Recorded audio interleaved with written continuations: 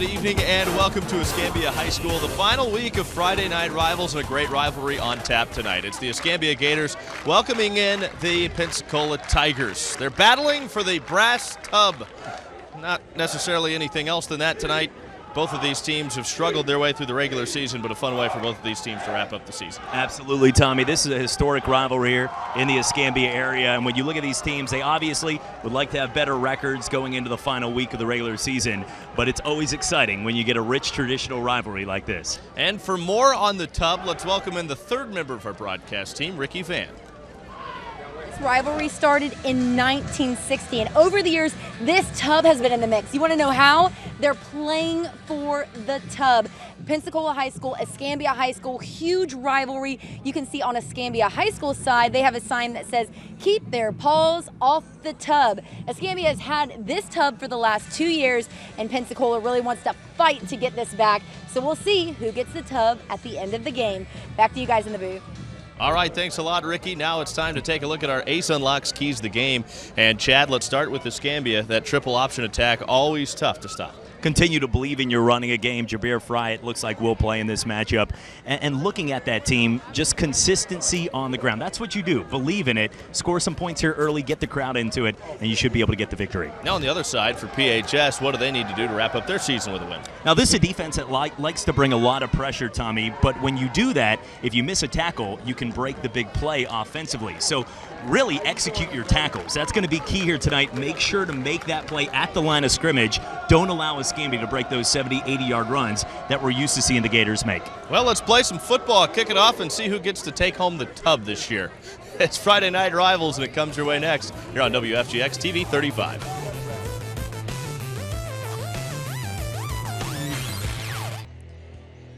Moments ago, the coin toss presented by the Marines. Fumble on the coin toss.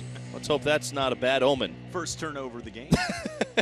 It's by the Marine that was out there flipping the coin. PHS won the toss. They have elected to receive. So the Tigers will have the game to begin today. There you see our referee today, Jerry Ramsey. So it'll be the Tigers to have it to start. Now the Tigers, they're coming off of a difficult loss last week. They lost a close game to West Florida, 23-13. And they've lost some close ones this year as a whole. The Tigers have been in a lot of games, and they've been within a score or two down the stretch in almost every game they've been in this year. Escambia is coming off a win last week. The Gators held off a two-point conversion attempt by Washington last week and held on for a 28-26 win. That being said, the Tigers come in a game under 500, trying to wrap up the season with an even record. If they win today, they'll be 5-5. Same story goes for Escambia. If they lose, they will be 5-5. Right now, they come in at 5-4, but both teams only one win in district play. Remember, Chad, last year these two teams were district foes, so that wash tub that we saw featured with Ricky in the Open carried a little more meaning, a little more weight when these two teams were district rivals. You know, and that's one thing that's so great about a rivalry. Both these teams would like to have better records at this point, going into Week 10, the final week of the regular season, Tommy. But when you play in a rivalry, you can throw that aside. You know, when you look at big rivalries, it's always exciting, especially when you got a ye old wash tub out there. It's always much more exciting. And I'll tell you what, this is going to be an exciting game. Two teams that have a lot of athletes on the field that can make big plays. I think we're going to see a lot of points here tonight, and it should be fun. As you can see, the confetti down there right at about the 10-yard line in the Papa John's delivery zone. Emilio Maldonado to kick it deep for the Gators. A great kicker. He's Division I bound, has a tremendous leg. The deep man is DeAndre Norman. We'll see if he gets a chance at a return. He will not. It's into the end zone, and that's PHS with a touchback to start the game. They'll have it 1st and 10 from their own 20-yard line. We'll get our first look now at this PHS offense. They run the spread option, and their quarterback, Cedric Smith, in his senior year, has done a great job running it. Gets a lot of protection up front from a very inexperienced young offensive line, but they've done a nice job for him this year. Yeah, and look at that team right there with looking for Freddie Hewley downfield with big plays. Torrance Hackworth, a great running back, but like you said, Cedric Smith, a quarterback, one of the true balanced quarterbacks that can beat you with his arm and his legs in this offense. Very much a dual threat guy. Wanted to handed off on the opening play from scrimmage here, but whistles blow the play dead. So the game begins with a penalty. Ball foul, ball start, offense, still first down. Ramsey, our official. So that'll push it back. It'll bring up now 1st and 15. Our officiating crew, the whole crew, Jeff Schmitz, the umpire linesman, Jason Dingler, Cliff Head is the line judge, back judge is Adam Reed, and Justin Luttrell is the side judge. They'll run it on 1st down, and it's Torrance Hockworth with a lot of open field and picks up all 15 yards and then a couple more, racing it out across the 30, out near the 32-yard line. First play from scrimmage on 1st and 15 goes for a 1st down with the senior running back, Torrance Hockworth. Solid start as we take a look here at the Escambia defense. Up front, Jarrell Butler and Chantrell Hills, guys that can fill up a lot of space in the middle. But in the secondary, watch out for Joey Everett. Is a ball hawk back there making big plays. And on the ground again, it's Hackworth battling his way out close to the 1st down. And he looks like he's got it. He's a guy with a lot of Division I interest, and he's kind of their scat back type of guy. Quick feet, really can close quickly and has explosive speed. We've seen that so far in his first 2 carries. You know, and one thing that's hurt both these teams this year is turnovers in the air. So it looks like consistently early, it looks like that the Tigers want to give it to Hackworth. And they do again. They like to spread it out. They're a spread team, so they'll throw it a lot. But they've run the ball on their first 3 plays from scrimmage with Hackworth. One thing you want to do when you play Escambia, though, is really keep your defense fresh. When you go up against that triple option attack, it's hard to get ready in any game for a defense like that. Smith avoids a tackle, ends up having to tuck it and run, and gets it into Escambia territory, still a few yards short of the 1st down. It'll bring up 3rd and about 4. And this is something that PHS, when you look at most of their games this year, 3rd down conversions, they have to do a better job of figuring it out here. It's one thing to move the football. So far, they've already moved it 40 yards. But, Tommy, when it counts, picking up the big play, it looks like they might have got a break here and might be moving it up here for an automatic 1st down. Yeah, a couple of guys jumped on the Escambia defensive line, so they'll get the 1st down. Coach, the 5-yard penalty. Defense, result, 1st down. 5-yard penalty, that'll be enough for 1st down. 1st and 10 Tigers. They're in Escambia territory. 1st and 10 Tigers at the Escambia 44. So the Tigers offensively don't need a ton of help. Tucking it and hit way back at the 43-yard line. Smith couldn't get away. Great play there by Kyrie Lovelace, a guy that plays on both sides of the ball. And you can see his elusive speed. Execution on the tackle. That's just a great play by a great player right there. To tackle Smith is not easy, especially in open space. And Lovelace just made it look easy. A big loss on 1st down. His 9th sack of the year for Kyrie Lovelace. So now it's 2nd down and miles to go here for Ced Smith and PHS Tigers. 4 wide, and he wants to throw it deep down the sideline, incomplete. Overthrew Torrance Hackworth. Pass is incomplete. That'll bring up 3rd and long for the Tigers. So it's 3rd and long now for PHS. I don't know if Hackworth and Smith were on the same count right there. It looked like a little hitch route, and was thrown about 2 seconds before Hackworth made his breaks. But it also happens that way when you sometimes line up a running back in a wide receiver spot. And in this case right now, it's going to bring up about 3rd down and 22. So the Escambia defense trying to get out of here with a big stop on the opening possession. Smith back to pass, has a little time, gets it out, close to the original line of scrimmage, but couldn't keep his footing. Freddie Hughley pulls it in, the junior receiver. That pass is complete to number That's going to bring up 4th down and still long. It's going to be about 4th and 12, so PHS moving the ball effectively early on in this drive now will be forced to punt.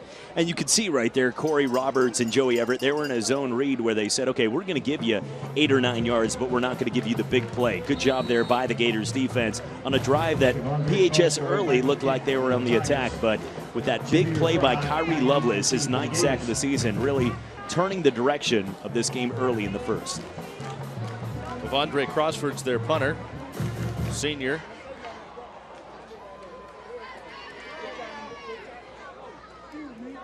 And Crossford gets the punt away.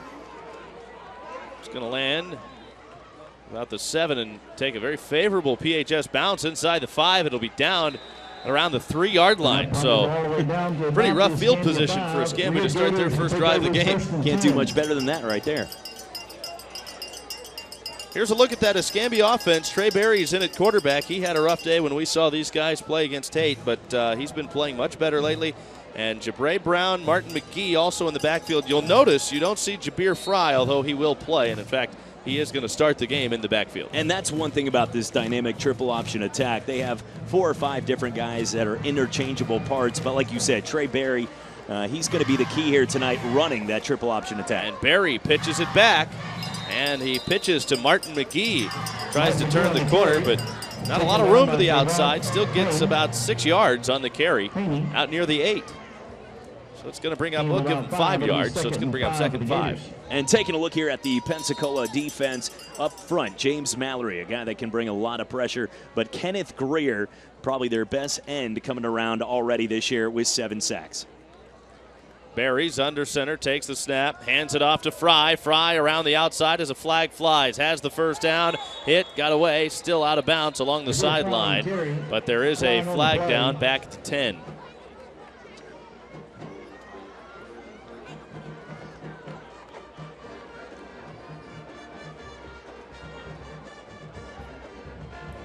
Waste on the offense. So that's going to take away the first down play.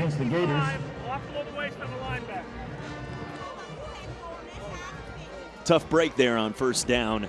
Big play right out of the gate. You can see Fried looks okay. He's dealing with 2 ankle injuries. Well, you got only 2, but if you had said 3, I'd be lying to you. But looking at it right now, this is a team that it's going to be fun to see tonight because Fry and a number of guys like Brown, McGee, and Samuel will have an opportunity. Berry takes the snap, hands it off. Around the outside, McGee is down back at the 2-yard line. He is just swallowed up back there. Leading the charge was Dontre Murphy. And one thing about this PHS defense, the Tigers have a lot of speed. They're not the biggest defense in the area, but these guys horizontally can cover a lot of ground. So looking at Escambia tonight, if they're going to break the big plays, which we've seen them do a number of times here, covering games here at Emmett Smith Field, they've got to go right through the gauntlet, right up the middle. So it's 3rd down and 9. Escambia to the line with Berry under center. Pretty much back where they started this drive. Berry under pressure, hit, can't get away. He's down to the 2-yard line. Again, PHS getting back there, putting pressure on the quarterback, something they're very good at. And I think it was the junior, Reggie Wade, was one of the first ones in there. Solid job by Wade getting pressure right there. You see that Berry's a competitor. He's not going to make it easy. But this is a guy right now that is still young, has some time to learn the offense. Tommy, it's not easy being a quarterback of a triple option attack because you're only going to throw it 7-8 times a game. When you look at his stats this year, has 2 touchdowns to 9 interceptions. But overall, this is a kid that is learning the system and I think will grow over time. Emilio Maldonado is going to have to punt it away without really any room to work with. His heels are back on the back edge of the end zone. He just does get it away, but even still, PHS is going to have great field position as the ball takes a huge PHS bounce out by the 32 back to the 28, and that's where it's downed at about the 28-yard line by Carlos Brown. So PHS moved the ball into Escambia territory on their first drive, and now they really give themselves great field position by pinning Escambia deep on their first drive. And the little things right there, that first momentum build by, you saw Fry pick up about 17 yards on a play that gets called back for a hold, and just like that, that one penalty set them back. And now PHS has great field position, only about 8 yards away from the Papa John's delivery zone, where you can use that promo code RIVALS, $7.77 each, 2 large, 2 topping pizzas. Zed Smith takes the high snap, hands it off. No, he carries it to the outside, fakes the give, and dives out near the 20.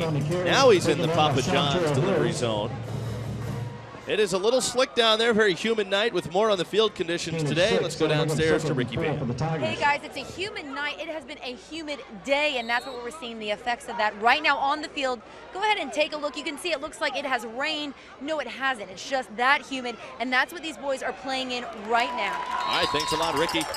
And tough sledding here for Torrance Hackworth. He's hit and dropped for a big loss back near the 26-yard line. So there goes a majority of the first down yards, and it's going to bring up 3rd and 7. And this has been an early chess match. What we've seen halfway through the first quarter, no big plays downfield, no play action. They want to keep the time of possession battle, win it, and really hit the running attacks. We knew that was coming from Escambia, but so far PHS has really run the football here early on. And once again, looks like Gerald Butler jumping across the line for Escambia. This is going to give PHS 5 more yards. And that pretty much just negates the big defensive stand that they had in the play before. And these two schools very close in proximity, like we said. It's foul. False start. Offense. Still 3rd down. So much for that. Yeah. So it'll go We'll have a against timeout for the PHS. water break. It's a good rivalry here, and it's going to be an exciting matchup here in the first. Should be a fun one. 3rd down and about 14 coming up for PHS. 5:58 to go, first quarter. Friday Night Rivals. Look at the spirit booth. They got jambalaya for $3. Vince Wibb's fan cam taking a look here at the Escambia band. Their spirit isn't dampened by the fact that the Gators have missed the playoffs this year. They're jamming. There's the other side, PHS. Strong contingent coming over. It's always a fun rivalry between these two teams, and tonight's been a good one so far. Tucking it, Seth Smith wants to run and is hit from behind as he crosses the 20-yard line. We'll bring up 4th down, and it's going to be 4th and short, about 2 yards to pick up the first down. Now, they do have their kicker back.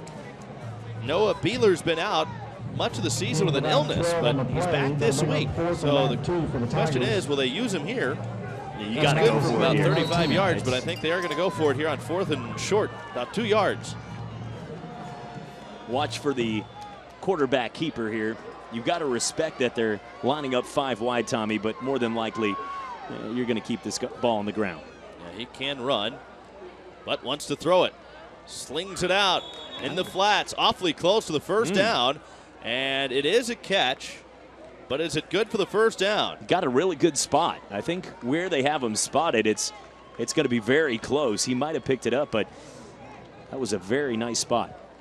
Hackworth, running back, only came into tonight with 10 receptions on the season. So far, he's got 2 tonight already. And as we take a look here at the replay, you can see he catches the ball, but he's going backwards. It's where the ball is, not where the receiver is.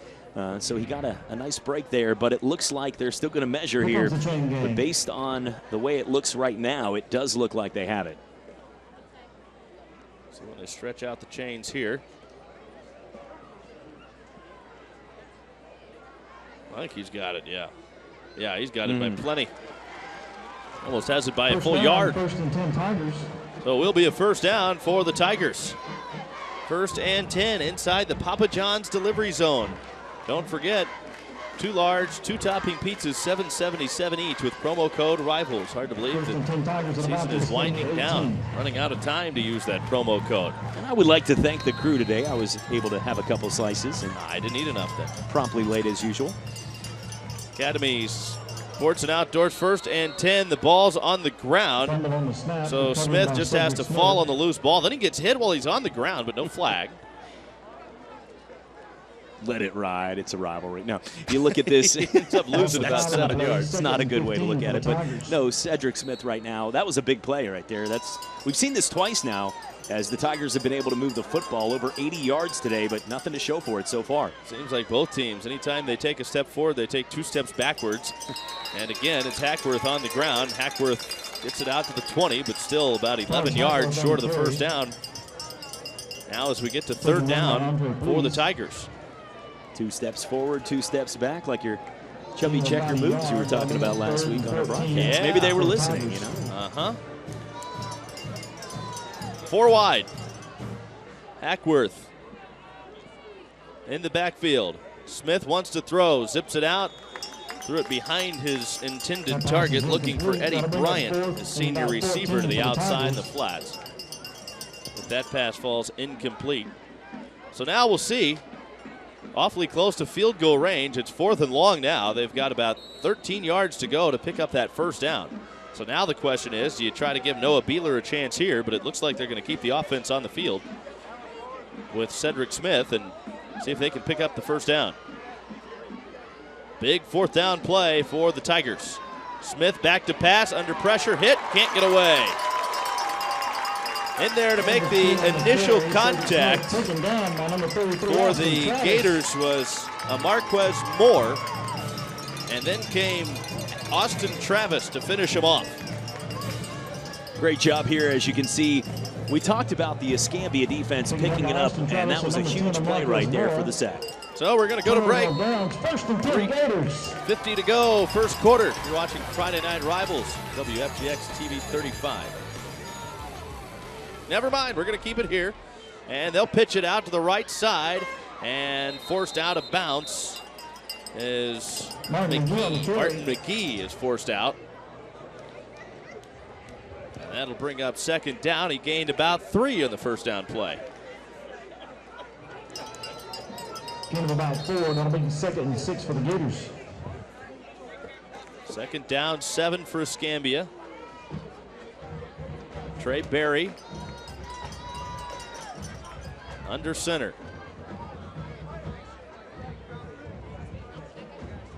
Hands it off right up the middle. Nothing there for Jabray Brown, and he's going to lose yards back to the 30.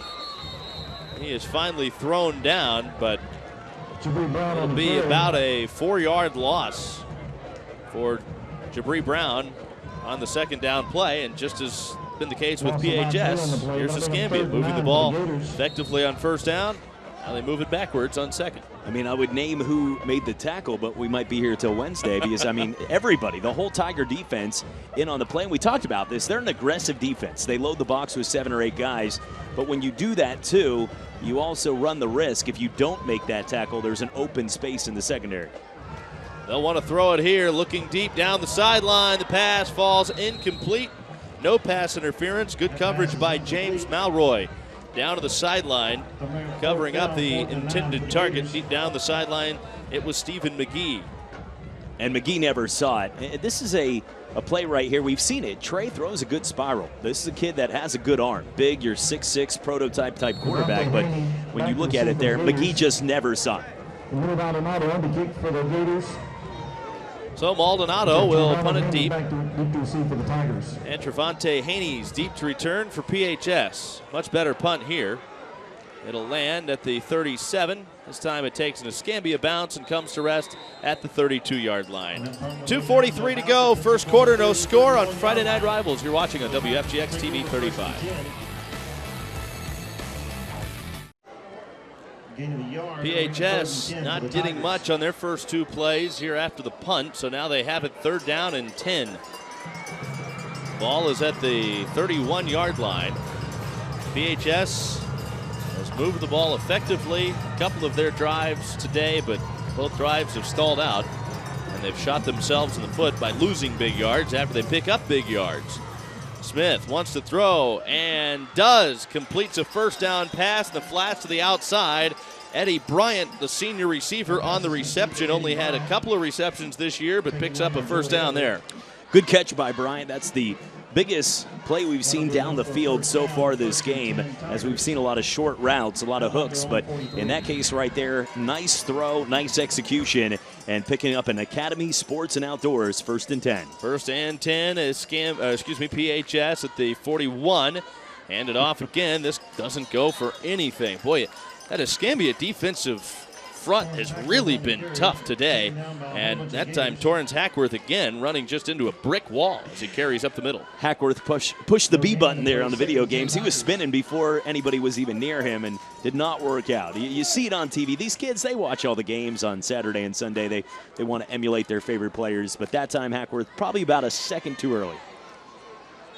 Trying to find the corner to the outside. Carlos Brown is driven out of bounds for a minimal gain.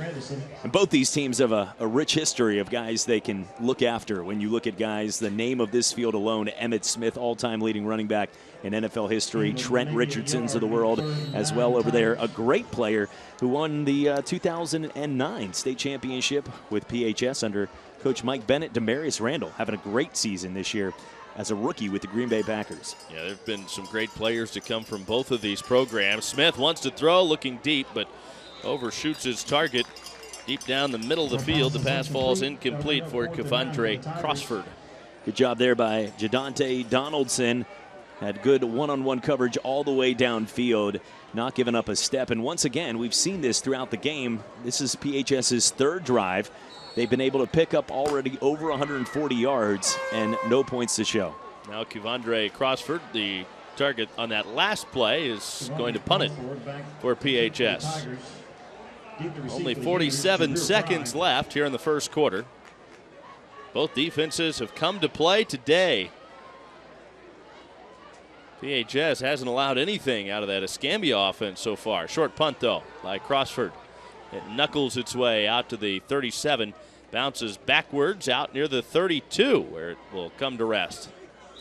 Turns out to be a pretty good punt for Kevondre Crossford. See what Escambia can do in their offense here. First two drives have stalled out with minimal gains. And this is a team that, when you look at the defensive front for the Tigers, they've been on the prowl all night, because you look where Escambia's been. This is not an easy team to prepare for when you have a week to get ready for a triple option attack. And so far through a quarter, they've done it about as good as you can. On the ground, up the middle, there's Jabir Fry. And Fry just easily, with ease, picks up 6 yards on first down. And we've seen it. That's only his third carry here tonight, but he's been a decoy. He's been in on every play. He's a guy that you have to be able to pay attention to, because if you let him go, he's the kind of guy, the playmaker, game changer, that can break that 70 or 80-yard run just like that. Came out of last week's game against Washington. You better believe he wasn't going to miss his senior day, though. So he's out there tonight on senior night. Gets the carry on second down, but it goes nowhere. Good job there by Martine Sellers, as well as Jeremy Mays in on the tackle. And you can see this. He's dealing with that ankle injury, so hopefully it gets better. Hard to make those cuts really quickly. A lot of interest from a lot of major Division I programs for Jabir Fry. We'll get to see more of him as this game moves along. We've played one quarter, and we're scoreless so far on Friday Night Rivals. You're watching on WFGX TV 35. Also in the school booth, they've got jambalaya. Third down and 4 coming up for Escambia. No scores. We begin the second quarter from Emmitt Smith Field here at Escambia High School. Trey Berry's out of the shotgun, takes the snap, hands it off, and the give goes to Martin McGee, who has the first down on the sideline. He's out of bounds, but just does get into PHS territory at the 49. Nice run there by McGee, and it does look like it is going to come back. Taking a look here at the Bob Tyler total replay. Great block up front. Still third down. From Jabray Bry, but like you said, that's two big carries. They've had over 15 yards. Get called back for penalties. That's tough. And that's twice now. There are only 2 first down runs, actually, that have both been called back. So, well, it looks like they're going to have to take advantage of those type of plays, and because the Tigers' defense is not allowing anything easy. You can tell that Coach Mitzi's squad is prepared for this game. They've had their problems defensively this year at 4-5, but overall this game you can tell they're digging down. They're not allowing anything. They're basically saying if you're going to win this game, you're going to have to beat us through the air. And so far we've only seen two passes thrown by Trey Berry. Third down, 15 from the 26-yard line.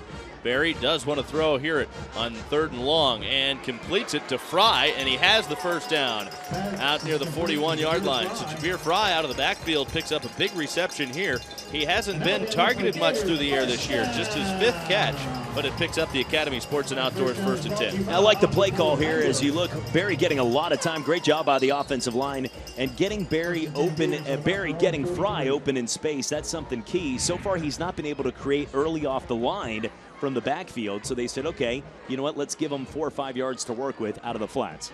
Escambia with their first down of the day, and they hand it off. Fry gets the carry. He stopped after a modest gain of about 4 yards out near the 46. And a lot of credit up front right now. Looking at those guys, Martine Sellers, Darius Snow, doing a great job of really digging down. Like we talked about, they're not the biggest defensive line, but they're winning this game so far in the trenches. Now Barry comes under center, takes the snap, hands it off. They go up the middle, but stop short of the first down on the second down play. Awfully close, a great spot, is very close to the first down. But that carry stopped just short on third down, so it's going to be third down and less than a yard, it looks like.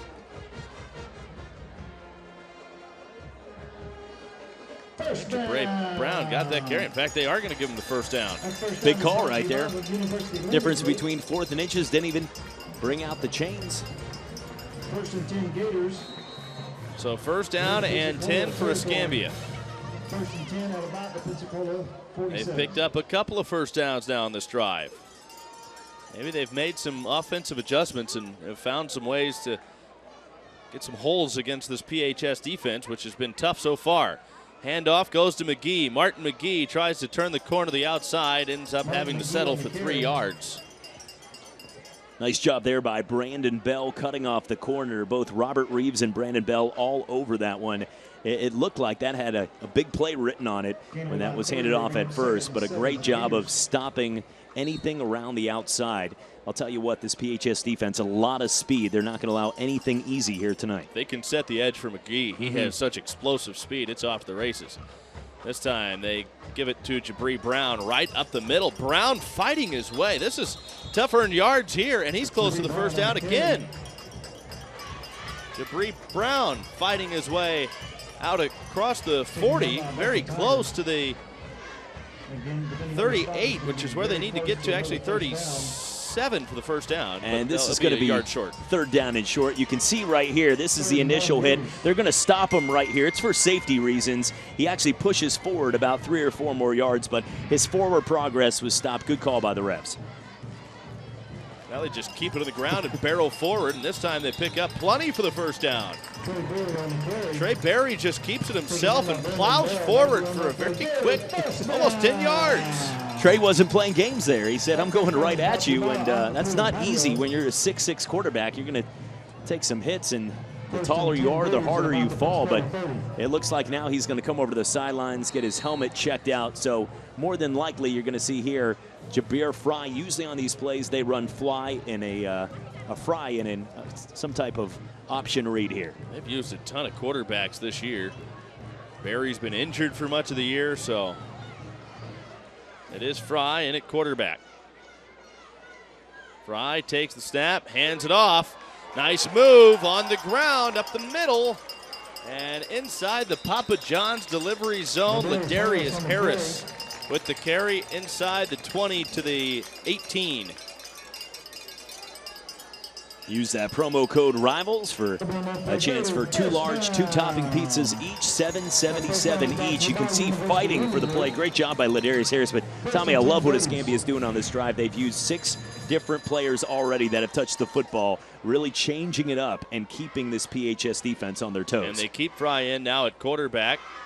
And they bounce it to the outside. Fry out to the 15. So he just keeps it himself.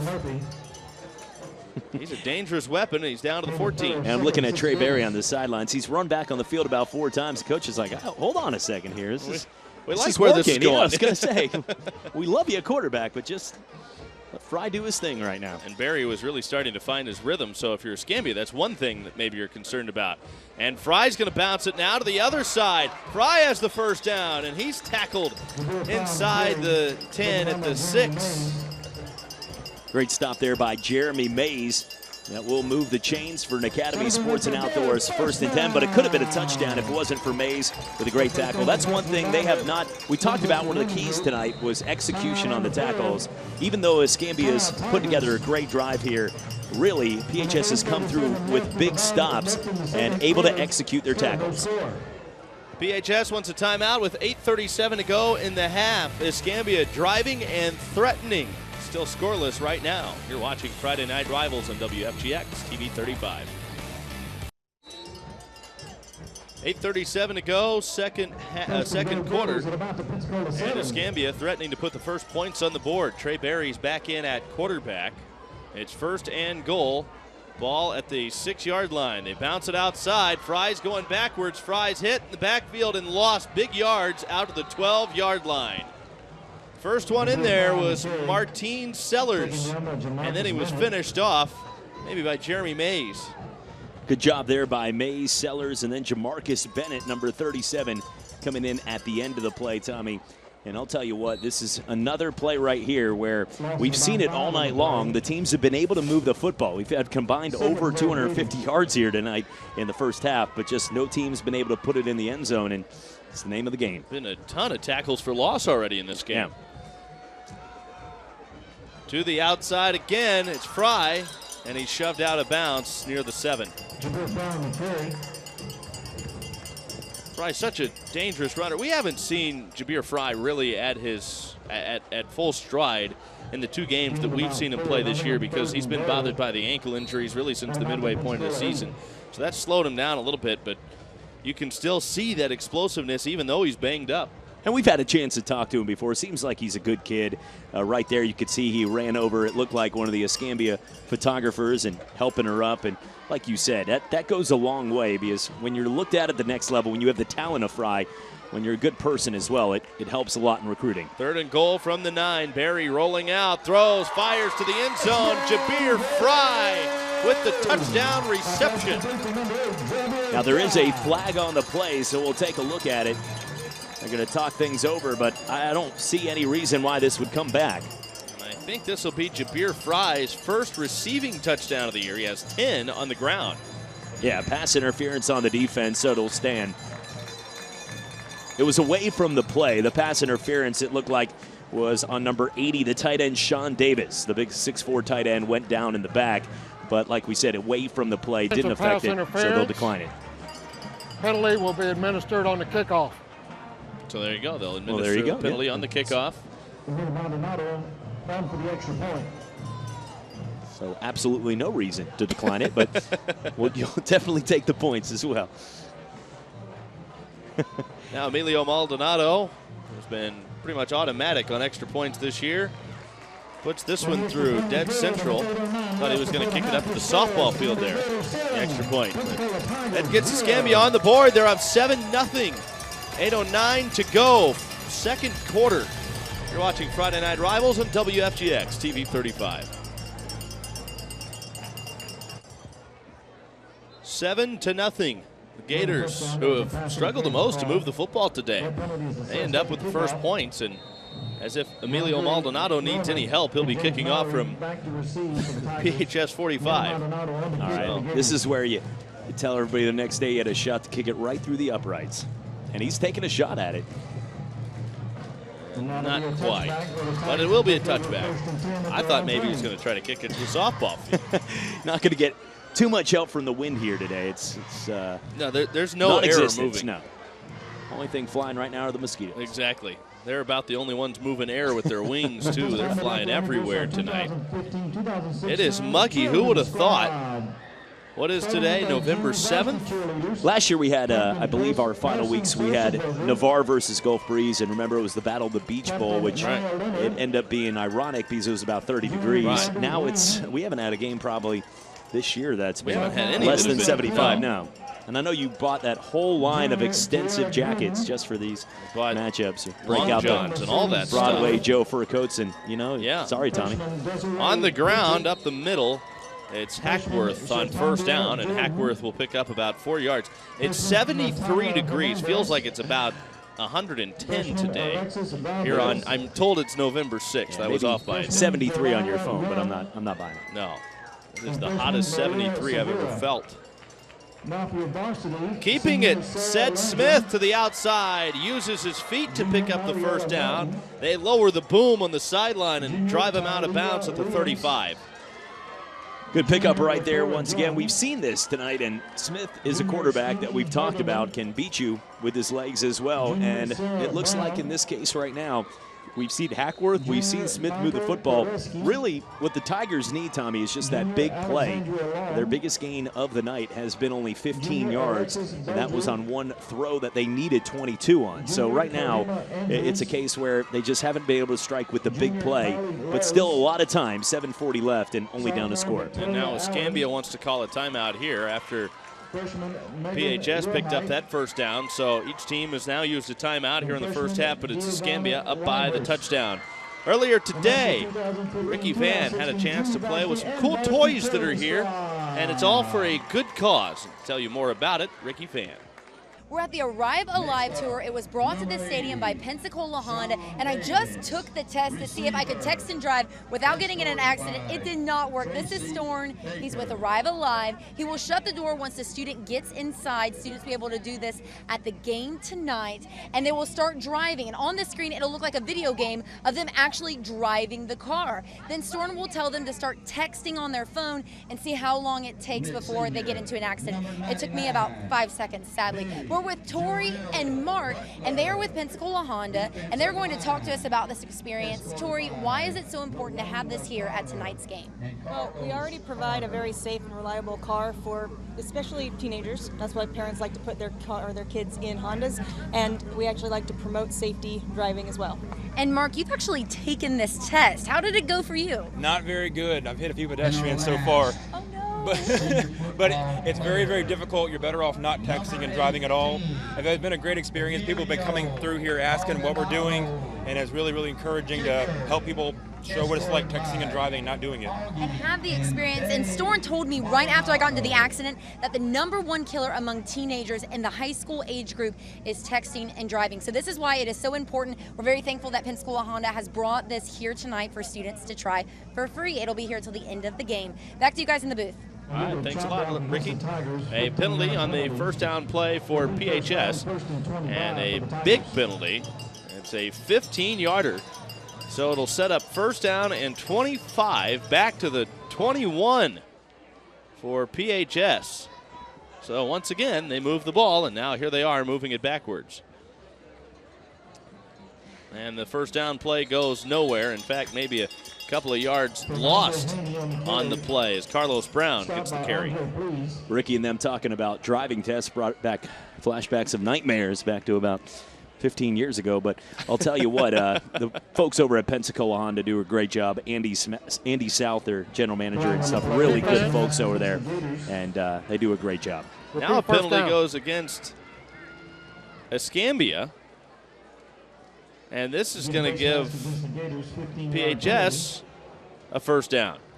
So it's a 15-yard penalty against Escambia. Pretty much takes away all those penalty yards. It's an automatic first down, and it's going to bring up first down and 11. We saw an illegal chop block that took them back. Now move them forward. So really, we've just seen about a minute off the clock, and they're back to where they started. But they need to break that big play, like we said. They've been able to get 3-4 yards here, but Escambia is fine with that. They're complacent allowing that. They just don't want them to be able to win on that play action. And right now, the way their offensive game plan is going, it doesn't look like they're taking too many shots downfield. Cedric Smith carries on first down and picks up about 4 yards. It's going to bring up second down and 7. And that's the respect right now to the secondary of Escambia. A lot of speed and great coverage corners out there like Joey Everett. Splits one of his running backs out wide, but hands it off. Carlos Brown through the middle, picks up the first down and plenty more deep into Escambia territory at the 45. Biggest play right there of the game for PHS, moving the chains. Good job by Carlos Brown. Brown, a change of pace back, but was able to pick up the speed there. As we're going to take a timeout here after a nice play by PHS being able to move the football there for 10 yards down the field, and Darius Granderson with the touchdown-saving tackle. So timeout on the field, water break timeout. So we were talking earlier about the text and drive, and here you can actually see it being put to work. You put on those stylish shades there, and this is the screen that Ricky was talking about. I did this last year, Chad. It didn't go well, and which is why I don't text and drive. And you end up crashing pretty quickly. So Well, you got kids that are coming by, students that can put it to the test, and it's a very good live demonstration. Now, it's not necessarily 100% accurate, but it's still it's a simulation, so it's just supposed to simulate what it's like, and so it's a very good representation, certainly, of the dangers of texting and driving. You are 20% more likely to get into a car accident if you're texting while you're driving. Wow. And those people, see, they just died in that video because he was texting. So don't text and drive. Come on out to Escambia High School tonight. You can see why if you want to put the simulator to test. Smith hands it off up the middle.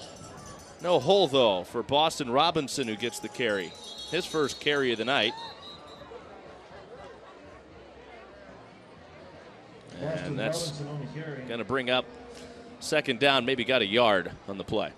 Andre Please said, look what I found, but after the whistle there, so it's not going to count. PHS will retain the ball here on 2nd down and 9. And like you said, we've seen them 3 times tonight get into Escambia territory.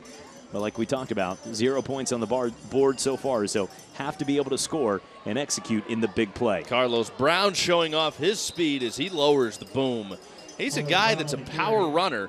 We've seen that. Puts his head down. He's got some pretty good speed, but he's also a very physical runner. He's not afraid to lay into a hit. Picks up about 7 yards. Now it's 3rd down and short, and they want to move quick. PHS right to the line, trying to pick up this 1st down. Again, they give it to Brown. He has the 1st down, and he's out near the 33. And you can see right now, this is an offensive line, one of the bigger offensive lines in the area. He's just going right behind guys like Salisbury, Knight, Johnson, and Friend up there. Great job by the offensive line opening up holes. And they're allowing, like we said, they've picked up 3 yards here, 4 yards there, being able to move the chains. They've had more 1st downs than Escambia, just not be able to break off the big play just yet. And there's a big play. Boston to the outside. Boston spins at the 10. He's hit and drilled down at the 7-yard line. Boston Robinson, the junior, breaks off a huge play here and now gets PHS into the Papa John's delivery zone. Great run by a guy with a great name, and I'll tell you, Boston Robinson being able to break some tackles, got some open space out there, and now, like we said, here's their chance, their opportunity to get their 1st points on the board tonight. Robinson picked up the big yards there. Why not give it to him again? And he runs off tackle, picks up a couple of more out near the 6-yard line for Boston Robinson.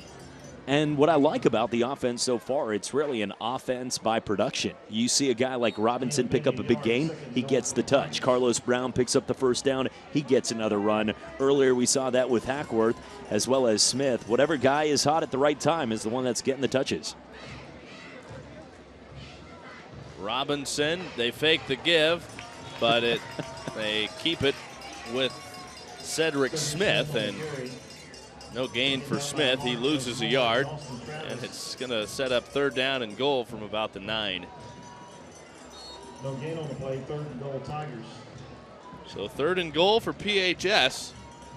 See what they can draw up here. They like to run an up-tempo style of offense. Now, we haven't seen them really use a ton of the no-huddle. They get the plays from the sideline, but they haven't really picked up the pace yet. We saw them a little bit on this drive. Couple of plays, but for the most part, they haven't. Cedric Smith rolling out. Smith keeps it. Smith diving for the end zone, and he's in. Touchdown. Cedric Smith using his legs. His 7th rushing touchdown of the season, and with the extra point, PHS will have evened things up. And as we take a look here at the Bob Tyler Tour replay, great job body language-wise by Smith here, selling it. He had 4 defenders there for Escambia, truly believing he was going to throw that football. They had to stay back because they weren't going to allow the receivers to get open. And Smith selling it the whole play, and that was able to give him an open space to run and score the 1st touchdown here tonight. Noah Beeler, typically extremely accurate, but pushes this one, and it's no good. And Escambia holds on, and they remain in front by 1. Looked like he was going to throw it. Like you said, Chad kind of made everybody honor the fact that he might throw, and then when he didn't, he had a pretty open lane. Kyrie Lovelace said, "I'm still going to get my hits in here tonight." Gave him a nice shot 2 yards into the end zone. He was well into the end zone when he took that hit. But oh my! My excuse for anything like that tonight, it's a rivalry game. You know, a rivalry. Things like that happen. It's got to be a little more physical. Throw those old cliches. And it's a heated rivalry. You know, last week we had Pace, Milton, and both of those coaches. Neither one of them were shy to say, "Yeah, no, it's not what I would call a friendly rivalry." No. Same story in this game. This is not. A lot of these guys know each other growing up, which makes them want to beat the other side even more. So, no, it's not what I would call a friendly rivalry. It's very heated, very spirited rivalry between these two teams. And PHS trying to snap a 2-game losing streak that they've had over the last couple of years against Escambia. It's a short kick. It'll be fielded at the 28. And there's some room to return it, but he's down. Antonio Benjamin on the return. And he is down at the 44. Good balance there by Benjamin. Was falling backwards, but his 5'5" frame was able to keep him up, and a good job of picking up 15 after the catch. And now, like we said, already good field position for a triple option attack that came off a great drive, as Jabir Fry was able to lead him not only as a quarterback running that threat, but also Trey Berry finding him in the back of the end zone on an 8-yard out route for the touchdown. Handoff goes up the middle. They give it to Jabri Brown. We saw Brown quite a bit that game when we had Escambia and Tate a few weeks ago. A tough game. Tate ran away with that one 35-14, but that was a pretty fun rivalry. Not rivalry, it's a good district game here between those two teams. If I remember right, Tate kind of ran away with it late. Ball's loose, and PHS falls on it. They've got it. The Tigers have it at midfield. Jeremy Mays able to fall on that one after about 6 Tigers tried for the ball. Mays finally picked it up and was tackled, but a big turnover. You could just see on the exchange right there, never had the ball, and a good job of finally falling on it by number 34, Jeremy Mays. You can see a couple whoop, whoop, trying to get the ball, and then finally Mays all over it there. And I'll tell you what, just like that, now Pensacola into Escambia territory and a chance to take the lead back after being down early. Knows the football resting on the Escambia 49-yard line with PHS on 1st and 10. You know, one thing, Tommy, we've seen here tonight, I've been tallying, we have a chance maybe to break the record for most different players that have run the football here tonight. We've had 11 different players on both sides of the ball that have had touches early on. Carlos Brown's had some big carries, and he gets the first down carry here and chews up 7 yards on first down, making it 8 yards on the first down play. And I think Brown's been their consistent factor, picking up 6-7 yards every time he touches the football, and doing a great job here early on. Carlos Brown probably has some Division I interest when he's done. They go to the outside, and Hackworth able to get to the edge and pick up the first down. And I think one thing to watch here after that Academy Sports and Outdoors first down, Tommy, is looking at this Escambia defense. They dug down early and were making key stops. But it was a matter of time before the Tigers offense started to pick it up, because we've seen them move the ball now over 200 yards on the game. Fatigue's going to play a major factor, and it's also, like you said, your phone might say it's 73, feels about 85. Hackworth again to the outside. This time can't get to the edge. Great coverage on the outside. Trayshawn Lewis, the defensive back, who's been banged up at times this week. Missed a few weeks ago with an injury, but he's back in there and picks up the tackle. We do have an Escambia player down. It looks like number 33, Austin Travis. The official sports medicine provider for Escambia High School. Travis is a senior defensive lineman.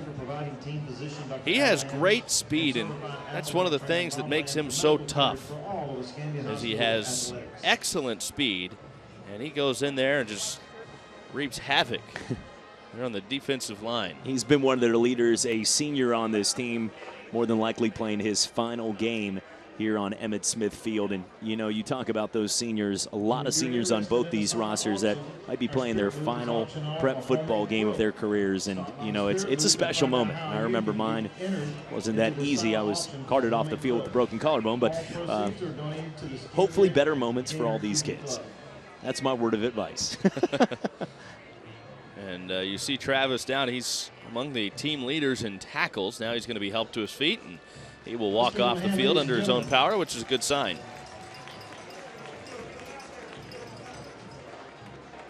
Well, hopefully we'll see Travis again. As you mentioned, being a senior, you hate to see a guy come out with an injury in their last game and not be able to go back out there. And so, you know, Travis would like to get his wits about him and head back out there if he can. Second down, 9 yards after they picked up just one on first down. We haven't seen PHS really air it out a ton today. Cedric Smith, their quarterback, was a receiver last year. He was a JV quarterback, but primarily a receiver. The ball's loose.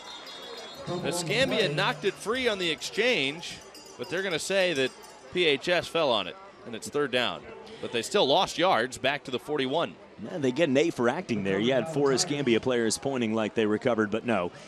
Falling on it was Hackworth on a, once again, we've seen now on both sides of the football a couple tough exchanges here from the quarterback to the running back, and fortunate for the Tigers to fall on that one. Third down and 13 for PHS. They'll throw, and they're going to go deep. Nothing but navy blue jerseys, though, of the middle of the field, and it's incomplete. A dangerous pass. Looked like Trayshawn Lewis had a better shot to catch that than the intended receiver down the middle of the field. And as we take a look here at the Bob Tyler Toyota replay, you can see both Donaldson and you saw Lewis trying for the ball at the same time. And really the only reason why they didn't come up with the pick six is, or at least the interception, I don't know if they were run back 95 yards, probably not. But looking at the interception there, you know, it was their own demise. Right. That ended up. They were covering each other. So it's going to be fourth down. Good job by Escambia, too, digging down after the turnover. You just allowed a touchdown. You force a fumble if you're PHS, and then the Escambia defense comes right back and stops you. That's a huge pivotal turn here right before halftime. Just a minute 10 to go before the intermission. It's fourth down and 13, so you figure that PHS will be punting with Kelvondre Crossford. PHS has had the most success moving the football. Their drives have just stalled out. They finally found the end zone on their previous drive, but missed the extra point, which is why Escambia is up by 1 right now with a minute 10 before halftime. And it looks like this is the type of game that's going to be close throughout. Both these teams are pretty much at this point fine with long, methodical drives. They're not trying to push the tempo. I watched Baylor in college football last night. These are definitely not your Baylors here tonight. But I think when you watch these teams, they're going to go for it on fourth down. Smith slips a tackle. Smith throws down the sideline. It is incomplete. That's one, threw it into traffic. If it's intercepted deep there, it's not that big of a deal. It's probably better than you would have got if you were punting. So on fourth down there, but it does fall incomplete. And really, if you're Escambia down there, you want to go for the interception, but you probably just want to bat that down right there. And you know what? This is a case right here where you look at it. It's a rivalry. There we go again. It's a rivalry. No, I mean, you look at it. Playing though, for that top. We're just going to continue to say that, but no, it's one of these situations, Tommy, where you know you're not playing for a postseason berth, so you're going to take more chances. Right. You might not have gone for that if you're playing field position, and it's a different story here. But at 4 and 5, they say, why not? Let's give it a shot. I mean, you look at what do you have to lose at exactly. that point? So exactly. Willing to take a little more risk. It's like a bowl game at the end of the year. I mean, what's the harm?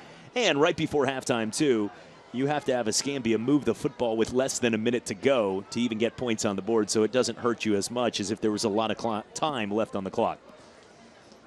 Barry to throw it. Barry hit. Barry can't get away. He is wrestled down to the backfield for a big loss. Well, and watching Trey Berry, he's got a lot of baseball talent, you can tell, too, because he winds up the way that he plays. He takes a little bit of time to throw. Comparing a guy, I would say, to Byron Leftwich. You remember Leftwich? He was a quarterback that it took him about 3 or 4 seconds to wind up. And in that case, you're also going to cause the defense to have more time to come in for the sack. And there you could see he was trying to wind up for the big play, but didn't have enough time. And at his size, once you're already taken down, it's a lot harder to escape. That was always the knock on Tim Tebow, too, in the NFL. Yeah. Like, he was always said to have never been able to make it because it took too much time. His throwing motion was too long. And you look at any of those drills, those Elite 11 camps for these high school players, the Under Armour games, the combines, and that's one of the things is a 3 or 4 second drop. When you do a 3 to 4 step drop back, how quickly you can get rid of the football. That's something that's key. And some of the best, there's a reason why guys like Tom Brady's, the Dan Marinos of the world, Drew Breeses, they can get rid of it so quickly. You're on a clock at full time, and Barry just was unable to get rid of there. Third down, about 18 now for Escambia. The ball is sitting on the 34-yard line. Trey Berry has 5 wide, empty backfield. Berry looks deep down the sideline, airs it out, and it's incomplete. No flags. Good coverage down the sideline there for Leonard Watson. You can see when he has time, though, he throws a great football. I mean, that was a perfect spiral right there. I think it was fired out of a cannon, and he went after his 6'4" tight end target. So not a bad idea, looking for Sean Davis. And why not? You got 15 seconds left. It can't hurt. Worst thing that happens is an interception or you punt, and Pensacola doesn't have enough time to do anything anyway. So that's a risk right there for a team that only throws it 7-8 times a game that you can take. Emilio Maldonado is going to punt it here. And another timeout. Escambia is going to use, or excuse me, PHS will use a timeout. And you use the timeout here, Chad, right? Because, well, what if there's a bad snap? You get the ball in good field position there. That gives you another opportunity to try to get the end zone or maybe get a field goal. It's a rivalry game, Tommy. I mean, you look at it in this situation, yeah, it's something where if you call a timeout because anything can happen. And I would expect at this point, if you're Pensacola, you're going to bring a lot of pressure. Try to block the kick. Because if you block it, if you recover, the clock stops, you might be able to get a field goal or at least try one shot to the end zone. But, yeah, as Herman Edwards would say, you play to win the game. And if you're not calling a timeout, you're basically saying, I'm giving up any hope of the chance of scoring here with 15 seconds. And it will be Escambia that will have the ball to begin the second half.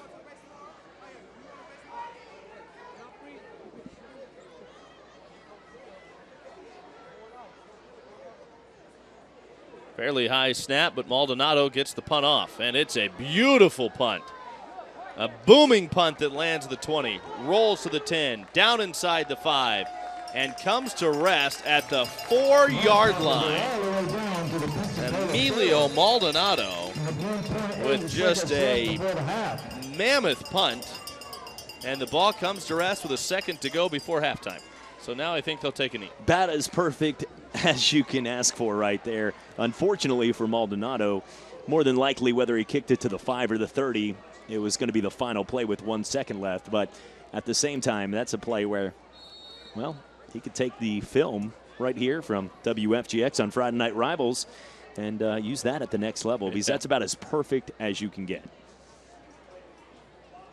So it looks like PHS will come out, likely take a knee, and send us to halftime. They're trailing by just 1. A missed extra point is the difference in the game right now. Perfect time for a triple reverse. Statue of Liberty. Flag flies. Flag on the play. Referee tonight, Jerry Ramsey. Delay. Offense against the Tigers. That's only half the distance when you're inside the 5, so. No, that's a 5-yard penalty, half the distance to the goal.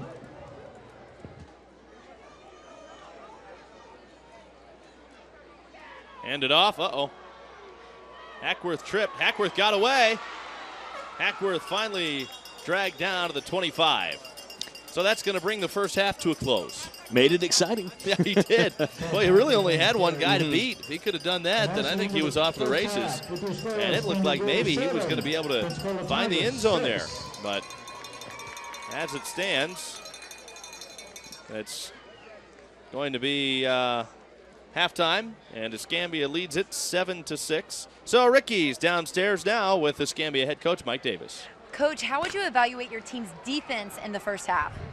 Defensively, we've done pretty good. We've kept the ball in front of us. They got one drive on us down there, so we just got to keep working hard. What are you going to tell your team during the half? We need to finish the game. That's what you're going to tell them? That's what I'm going to tell them. All right. Finish the game. Finish the game. Good luck, Coach. All right, thank you. You're welcome. Back to you guys in the booth. All right, thanks a lot, Ricky's. And, of course, Mike Davis basically meaning there, finish strong. Let's not give up. We've got the lead, so go out and try to put some more points on the board and finish this off. It's a rivalry game, Tommy.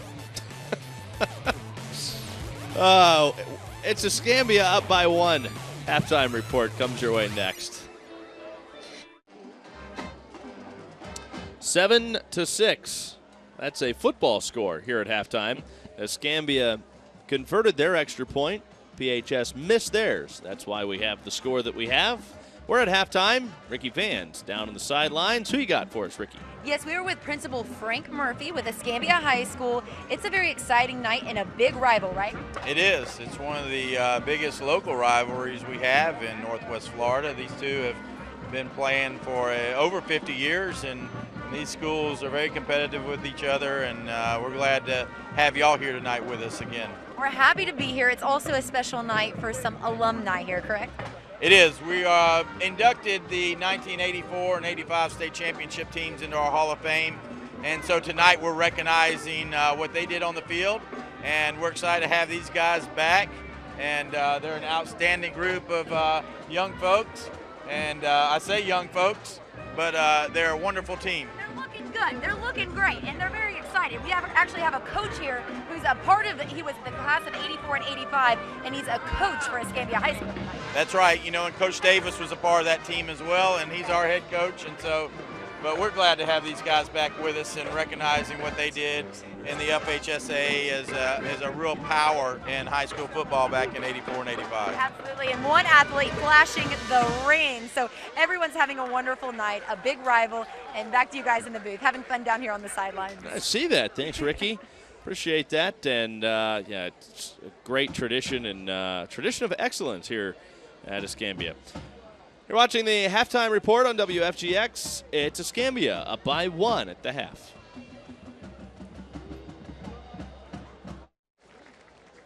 You're watching the halftime report brought to you by David's Catfish House and B&C Nursery. 7-6. It's Escambia with the halftime lead. And we are at the half of a pretty good football game, and, of course, a heated rivalry between these two teams. They play for Ye Ol' Wash Boiler. That's what they play for. It's basically a brass tub. And the way the rivalry started was a long time ago. The coaches made a bet between each other 60 years ago. I guess it was more than it was back in 1960. And the loser had to wash the team's or the other team's jersey. So that's how it all started. That's how the rivalry began. Now, they don't wash the jerseys in the wash bucket anymore, or the wash tub anymore.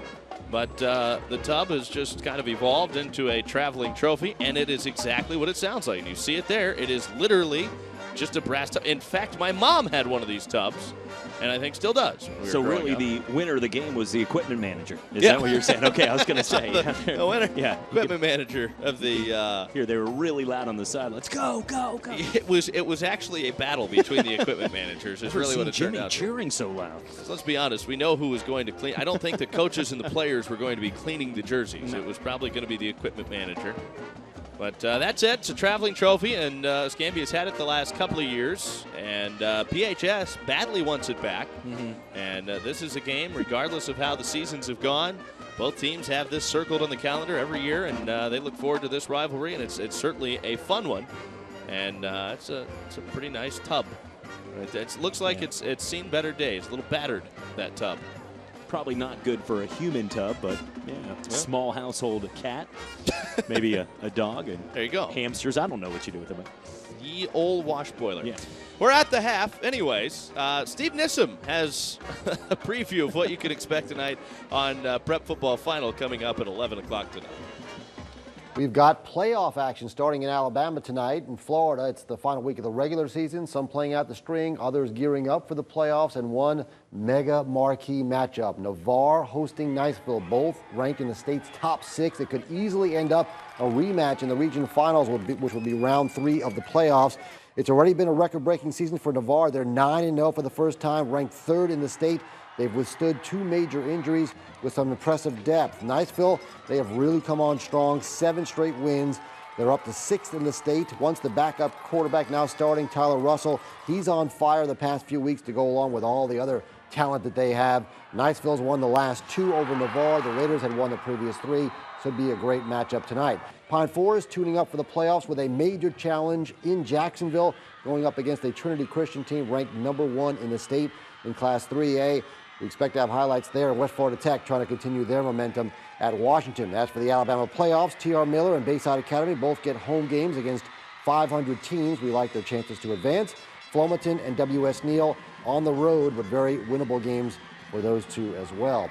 In the spotlight, the end of an era at Pace. Mickey Lindsay stepping down after 25 seasons as their head coach, 39 total years in coaching. He's built a program to envy at Pace, an area not really known for too many high-level athletes. He's used a hard-nosed, high-energy style to make them a consistent winner. Mickey tells us how it all started for him, what's been his guiding principles, and other coaches and the players really give us a picture of what has made him so special. Mickey's final game with Pace at Catholic tonight, and he will be very deservingly in the spotlight. Plus, our scholar athlete by the way of Washington. It's all stuffed into Prep Football Final tonight at 11 on Channel 3.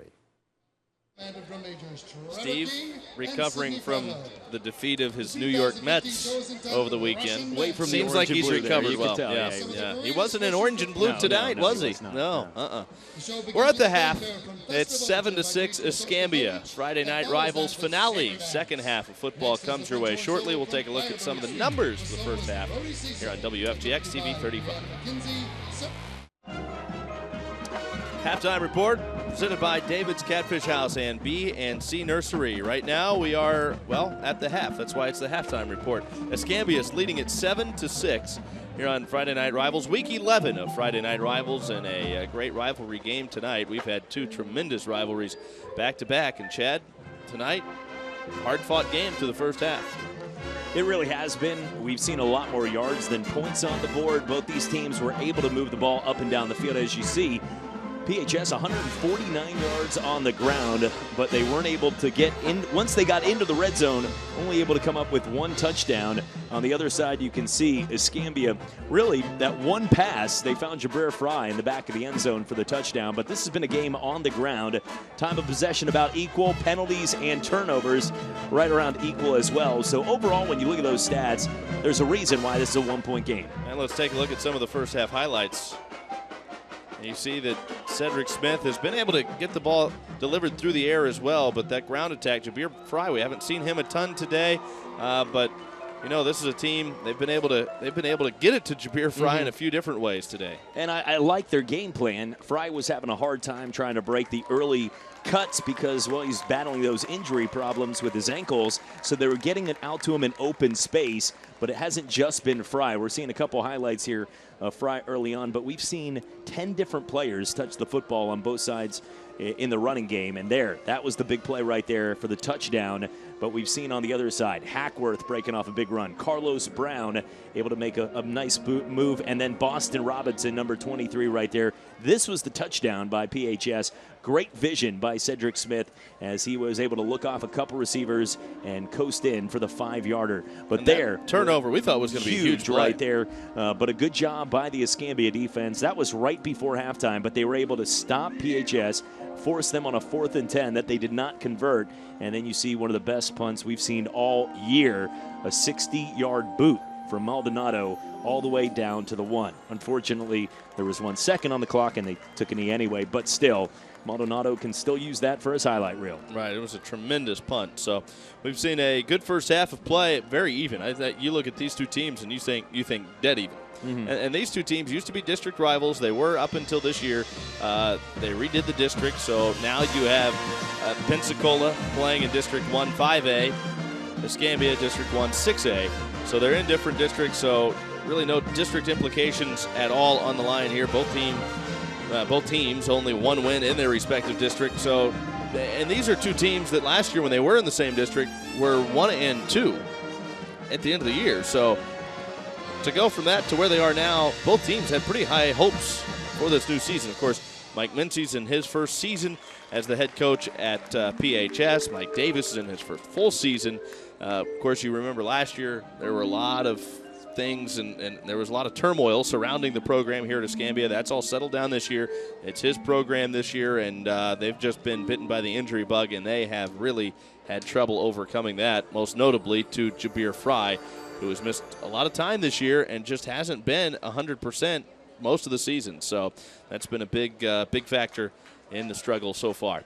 We are at halftime. We'll have the second half coming your way shortly. You're watching the Halftime Report presented by David's Catfish House and BNC Nursery.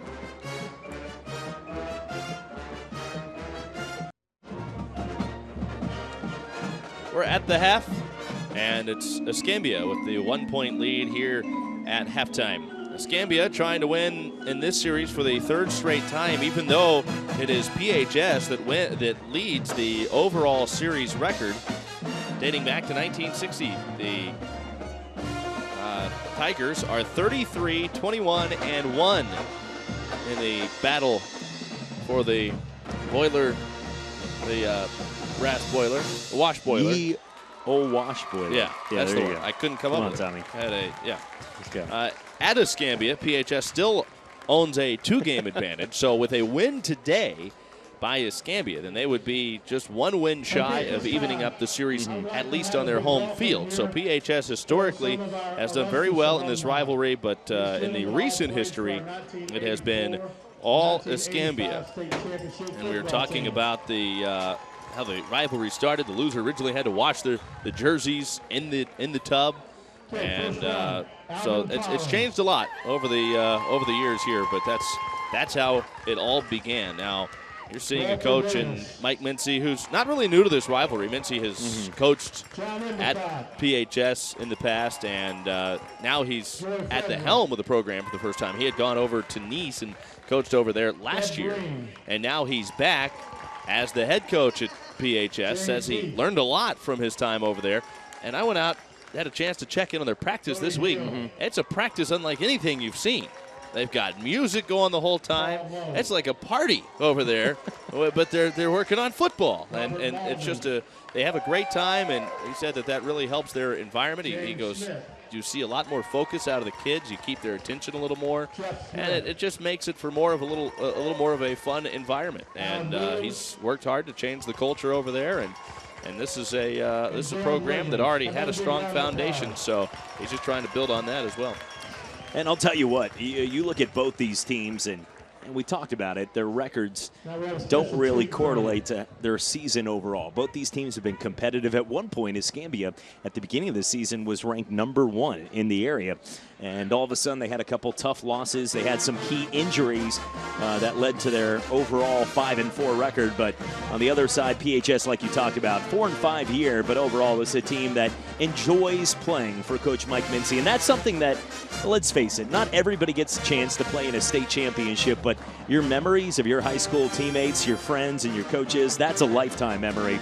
And what Mike Mincy's building here is something that these kids can remember for the rest of their lives. Yeah, it certainly has been. And I think you look, too, at you talk about Escambia kind of having the tough schedule early on, and you can say a lot about the similar things for PHS, too, because PHS, a team, you look at what they did early in the year, and all 5 of their losses, they've been within a touchdown within the last 4 or 5 minutes in the fourth quarter. So they've had some tough games. They've had some late losses, some close losses late, and that's something that has plagued them throughout the course of their season as well. So that's something that they're dealing with, and they're just trying to put together a strong finish their season tonight and get that tub back over at PHS. Speaking of Mike Mincy, he's standing by downstairs with our Ricky Van.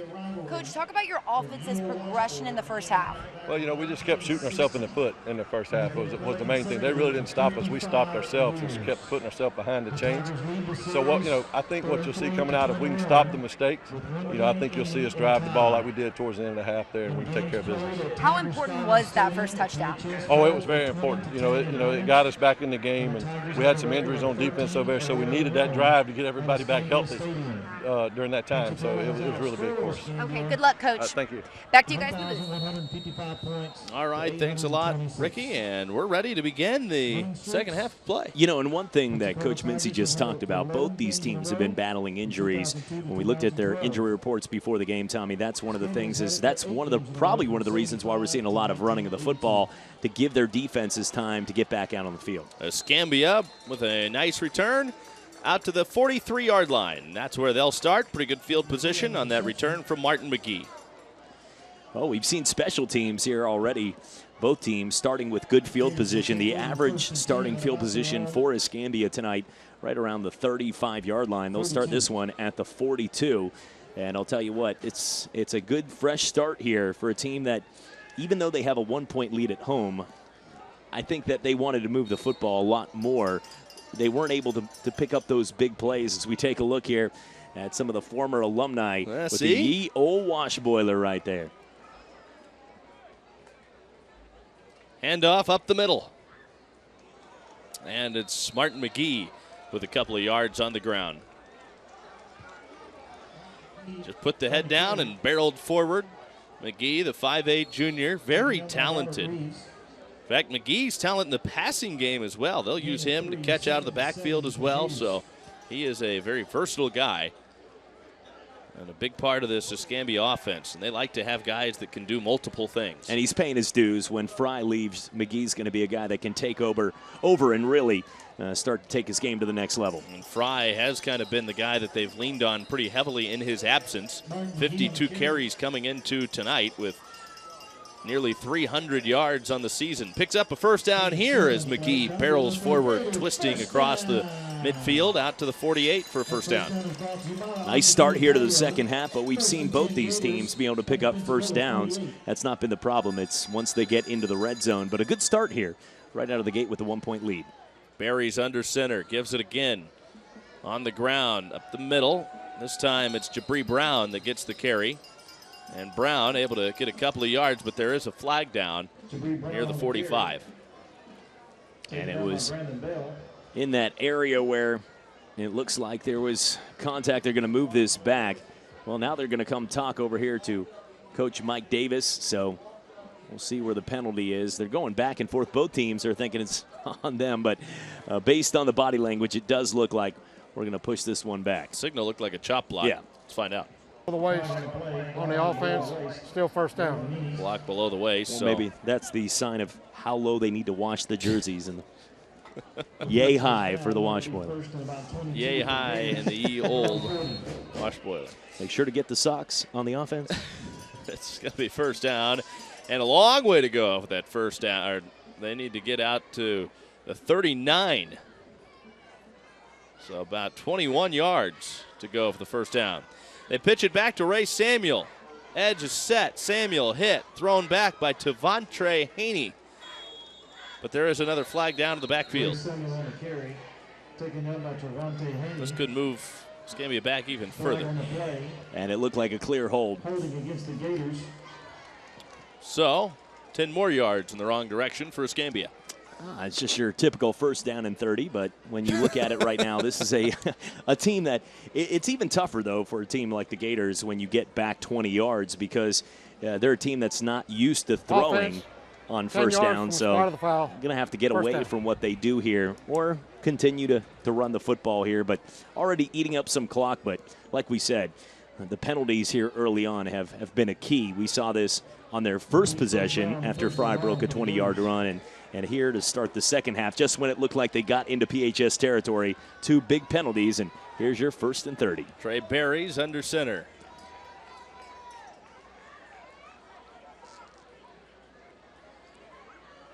Swings it out right side to Stephen McGee. McGee along the sideline is wrestled down inbounds after he picks up 5 yards on the first down play. I mean, it's not their MO to throw the football. We know that. They throw on an average 8 times a game, Tommy, but what PHS is doing is they're tempting them to throw, and right now they're giving guys like McGee and Fry a lot of space, and these are guys with a lot of speed, and you got a quarterback that, even though it takes him a little time to throw it, he's a very accurate thrower. So I would like to see them taking more opportunities here in the final game of the season in the air. Trey Berry hands it off, and look at Jabri Brown just keep the feet churning. Didn't look like that was going to go for a whole lot, but he brings it out close to midfield to the 48. Now he gives him a chance here on third down. Yeah, and McGee and Fry are the guys that are going to break those big plays. Jabri Brown, you know what you're going to get. He's going to put down the helmet and go right through you, pick up 7-8 yards on each of his carries, and right there, nice gain to now set up a, I guess, manageable 3rd and 16. Jabri Brown, the first of the 3 options in the triple option. They go out of it here and want to throw over the middle. Pass is incomplete. Great coverage over the middle by Brandon Bell to knock that pass down. Really good play there because Brown was open out of the backfield, but a great job coming through, and Brandon Bell, that was perfect coverage. It was clean, made the hit after the ball was received by Brown, and like you said, he might have been a yard or 2 short, but it would have been in that situation right around the 40-yard line where you would expect Escambia to go for it on about 4th and 2. So a big stop, and now what looked like a big momentum shift early is now in favor of PHS, able to push him back and get a huge stop here in the second half. Emilio Maldonado to punt it. Booming punt right at the end of the first half. Another beautiful punt here. Look at this one. It'll be caught, fair catch, back at the 15. And a lot of field ahead for PHS. A lot of ground to cover here as they get their first possession of the second half.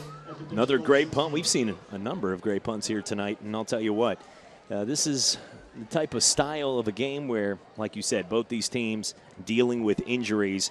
They're going to try to eat up as much clock as possible, but so far in the time of possession battle, bit about equal. And we saw that basically right around 12 minutes each in the first half, and right now you would expect Pensacola to have a couple runs here early on. And off up the middle, nothing doing here on first down for Torrance Hackworth. Hackworth got a majority of the carries so far for PHS in the first half. At least early, he was getting most of the carries. And he gets the first carry of the second half, but it goes for nothing. It's going to bring up 2nd and 10. I like how they have their coordinators wearing bright yellow. That helps. When you're a quarterback and you look on the sidelines, especially when you have ADD like me, it helps a lot to have bright yellow people on the sidelines. That would have helped back in the day. Fire it out to the sidelines, and the pass is complete to Freddie Hughley on the sideline. Hughley picks up about 4. Even though I never actually did what the coach said. I just ran my own play. Go in the huddle. Anybody have any idea what they just called? Nope. Okay, well, let's try this. Well, all righty then. Chad, where are we supposed to run? It's a rivalry game. It's 3rd down, and we'll call it 8 here for PHS. Deep in their own territory. Throwing it on 3rd down. That pass well short of the intended target out on the sideline. He was trying to get it to DeAndre Norman, but fell about 5 yards short. And I know it's their last regular season game here, but this is something that I'm sure when you go back and talk afterwards, right now getting on the same page, Smith has been a little off a couple times here on his reads, just 1-2 seconds back, and then all of a sudden receivers going down the field and he's throwing it out there.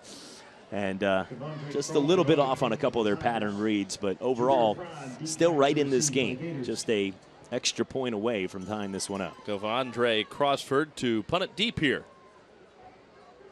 PHS.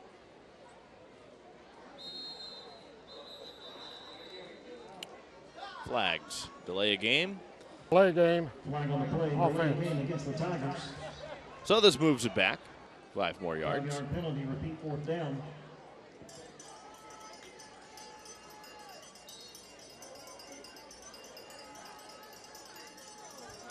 And we try it again. Nearly blocked, but got it away. Good punt. It's going to be fielded by Jabir Fry, and Fry is going to be driven backwards. That's kind of a risky play there for Fry, and there's another flag down. Well, the flag is running into the kicker right there, so we'll see if this is a personal foul, which it is in this case right now. Foul running into the kicker against the Gators. And the Gators certainly don't like that at all. No. Understandably so, because came up now with a huge stop, and you're about to start at the 40, Pensacola, and now that penalty is going to move the ball up. Roughing the kicker on the defense. Automatic first down. Wow. Huge penalty right there, yeah. And that's what I get, the safety of the punter, and you're trying to protect the punter, but it's frustrating when you always see a good drive stalled on something like that. I just feel like that there needs to be, and I'm not saying that wasn't deserving. I haven't seen the replay yet, but so often you see that call. And I'm talking more at the higher levels where you see that call called and it's roughing, and there wasn't really any malicious intent.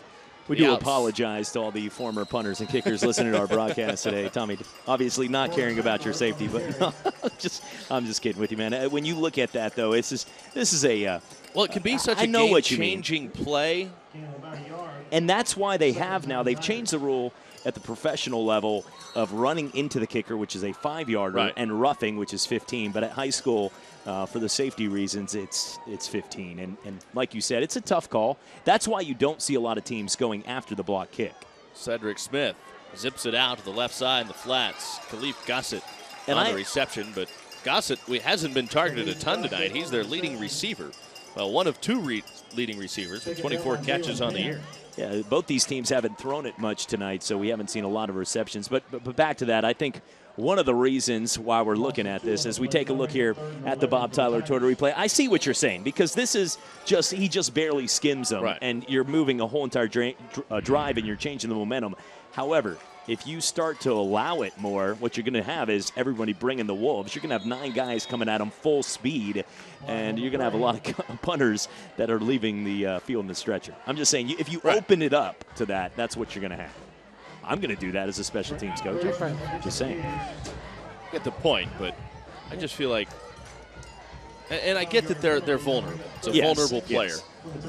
You're out there and you have your blockers, but once somebody breaks through, then they're getting to you untouched. And it can be a dangerous situation, which I understand. It's even worse when the guy pushes the guy coming after you into the back, so your own opponent gets you a free first down. Typically, you're off balance on your follow-through anyways. How about this catch over the middle? It is complete over the middle to Denzel Davis, the senior receiver. Great catch there as we take a look here at the Bob Tyler Tour replay. Good job, Smith, looking over the offensive line, and like you said, bobbled for a second, but Wall taking the hit from number 12, Trayshawn Lewis. A great job by Denzel Davis picking up the first down. Boston Robinson gets the carry. Can't quite get to the edge around the outside, but still picks up 3 yards. First down, and after the penalty, PHS has picked up a first down, and now they're moving the ball. Robinson's had 4 carries tonight and already with over 70 yards on the ground. He's had a great game, but a good job right there. The Escambia on the first hit, able to stop him. Smith keeps it this time, but he is hit and dropped for a loss. A big hit on Cedric Smith. Darius Grandison was the one that threw him down. Grandison is is 6th sack. Wow. The year. Grandison is a guy that every time we have Escambia, I think this is our 4th time we've had him on Friday Night Rivals, and his name has come up throughout the entire broadcast. He is a guy that is just around the ball. He's a football player, a guy that just comes up and always has an eye to be around the play. And he's their leading tackler. This pass to the outside and complete. DeAndre Norman, the intended target there. Broken up, though, the outside by Joey Everett. And you can see more of a balanced attack here in the second half for the Tigers. Early, it was more 75-25 from the run to the pass. Now, you're seeing them taking more plays, but just unsuccessful on some of their throws. Yeah, a few more chances down the field here. It's going to bring up 3rd down, but there's a flag down. It looks like this, I believe it's going to be 4th, I would hope. Yeah, I think it's 4th, yeah. Ineligible receiver downfield on the offense. Penalty is declined. 4th down. We have timeout for a water break. Timeout on the field, water break with 5:24 to go, 3rd quarter. Still Escambia up by 1 on Friday Night Rivals.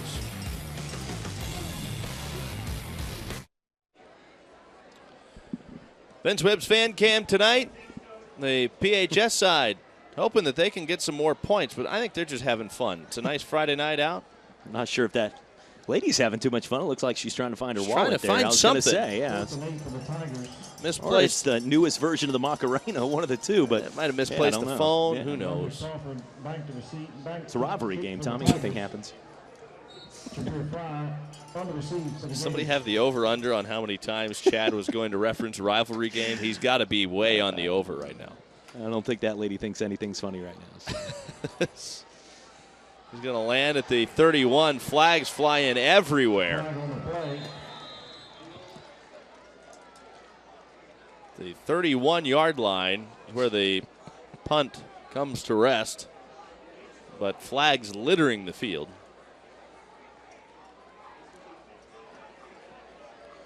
So 15 more yards probably coming up here. Maybe 10 yards.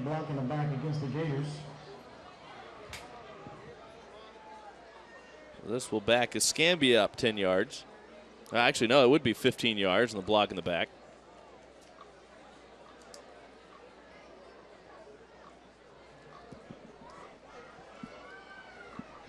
Back, it's a post-scrimmage foul, 10 yards from the spot of the foul.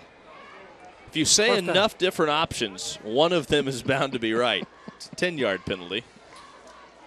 You know what I'm going to say, 20. Tommy? I'm going to say something that is probably about the magnitude of this game, and that these two teams are in close proximity, and maybe some sort of rivalry. Yeah, that's exactly right, Tommy. 1st and 10, back at the 20-yard line. They keep it on the ground, up the middle. Ray Samuel getting the carry on 1st down. And he got a couple of yards on 1st down, 2nd and 8. And this is almost exactly like the first half. We've seen both these teams be able to move the football, but costly penalties moving them back. We've already played now over 7 minutes here in the second half, and still no score. It was 7-6 at half, still remains 7-6, but we've seen the ball moved for over 100 yards on both sides. Barry hands it off. Samuel hit and goes nowhere. Samuel, I think, lost a couple of yards back to the 22. And I'll tell you what, you got to give these guys up front a lot of credit for this defensive front in PHS. They've been tenacious all night long, and this is not an easy team when you have so many different options. When you have to look at the guys from McGee to Fry to having to watch out for guys like Jabray Brown, the way that they have been able to come out and really not allow any big play. We've only seen one play over 20 yards from Escambia. That's not an easy thing to do. Even when Tate beat him when we had him earlier, we saw 5 or 6 plays of over 50 yards. Still under pressure. The pass incomplete. It was in the hands of Jabray Brown, but he couldn't haul it in. And it falls incomplete and brings up 4th and 8. So Escambia will be forced to punt once again. You're right. I mean, they have so many big playmakers. When you do such a good job, I mean, you really can't say enough about how good of a job PHS has done tonight to really contain that offense. I mean, on both sides when you look at the score, but like you said, I mean, really. PHS has a bunch of playmakers on absolutely. their side. And I'm just looking at this team up front. And that's the thing is it's not a big defense. And Escambia's got a really good size offensive lineman. They usually get a huge push, but right now, Pensacola, their execution, the ace and locks keys of the game, they've just been making it work. Oh, what a bounce. Look at this thing. That's going to roll inside the 25 and stop at the 24. A tremendous punt, again, for Emilio Maldonado. PHS back on offense, down 1, the 3rd quarter on Friday Night Rivals, WFGX TV 35. It is 3rd down for PHS. After the punt, they've run 2 plays. They picked up about 5 yards on 1st down. The 2nd down play went for nothing. So now it's 3rd down, about 6. They want to throw it. Sliding in the pocket, Smith gets rid of the pass and completes it awfully close to the first down on the sideline to Denzel Davis. Davis is out of bounds, really close though to the first down. And he has it. So PHS moves the chains. That's twice now we've seen in the second half Denzel Davis coming up with some key catches. And I'll tell you what, those have not been easy balls to catch. A good job, though, execution, making the play and picking up the Academy Sports and Outdoors 1st and 10. PHS really needs a drive here where they can sustain a couple first downs. Cedric Smith hands it off up the middle. And nowhere for Torrance Hackworth to go. Hackworth and Carlos Brown both have some small Division I interest.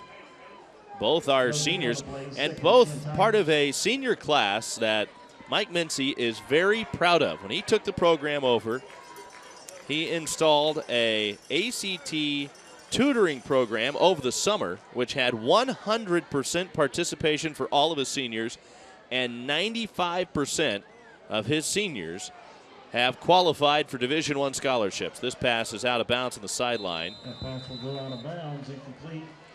That'll bring up third down, and that is something that he is very proud of. 95%. And that is 27 seniors that were a part of that program. Only 6 haven't qualified yet, and that's because they haven't taken the test yet. And that's one of the things you talk about these athletes. When you look at the 11 guys on offense, the 11 on defense, on both rosters, out of all the guys out there, if you take over the 100 kids out here on the field tonight, Tommy, only maybe 1 or 2 will get a chance to play at a Division I level. Most of these kids are going to go on to try to better themselves in college or head on with their life dreams and what they're going to do in their profession. And I'll tell you what, building not only good athletes but good kids with good character is something that gets overlooked a lot. And we don't talk about it enough, but that's one thing. I know you had a chance to sit down and talk to Mike Mincy, and he's a guy, the same thing with Mike Davis. I've talked to Mike Davis before. These are guys of a lot of character, and that's a good thing for both these programs. And talking to Mike Mincy about that, boy, he was proud of his football team. They're 4-5. Nobody sets out to go 4-5. No. But when he started talking about their academic achievements, boy, his face just lit up. I mean, he was a proud father in that moment, and it was really neat to see how excited he was for his seniors. And he knows that they're going to turn into fine men well beyond high school football players. So he was certainly excited for that, and great accomplishment. I said, how much of an increase was that over where they were before? He goes, we don't know, but we do know it's a significant increase from where they were. Smith wants to throw it here on 3rd and long. Out to the side, completes it, has the first down, and Hackworth is out of bounds on the Escambia bench, but has the first down. 3rd and long, and they pick up about 18 yards. And right now you can see Smith taking a lot more chances down the field and looking for Hackworth, a guy coming out of the backfield, and we've seen him already 3 times today come up with big plays for another Academy Sports and Outdoors 1st and 10. Smith out of the shotgun. Hackworth's in motion. Hackworth doesn't get the carry. Smith keeps it up the middle. Oh, boy, he really took a big hit.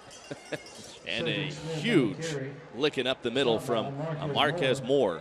First-year starter, big, strong guy, and he lowered the boom there on said Smith. Moore laid the licking right there in the middle of the field, and I'll tell you what, that was a big hit, big-time hit from a big-time player, but Smith's a tough one. We talked about a dual-threat quarterback.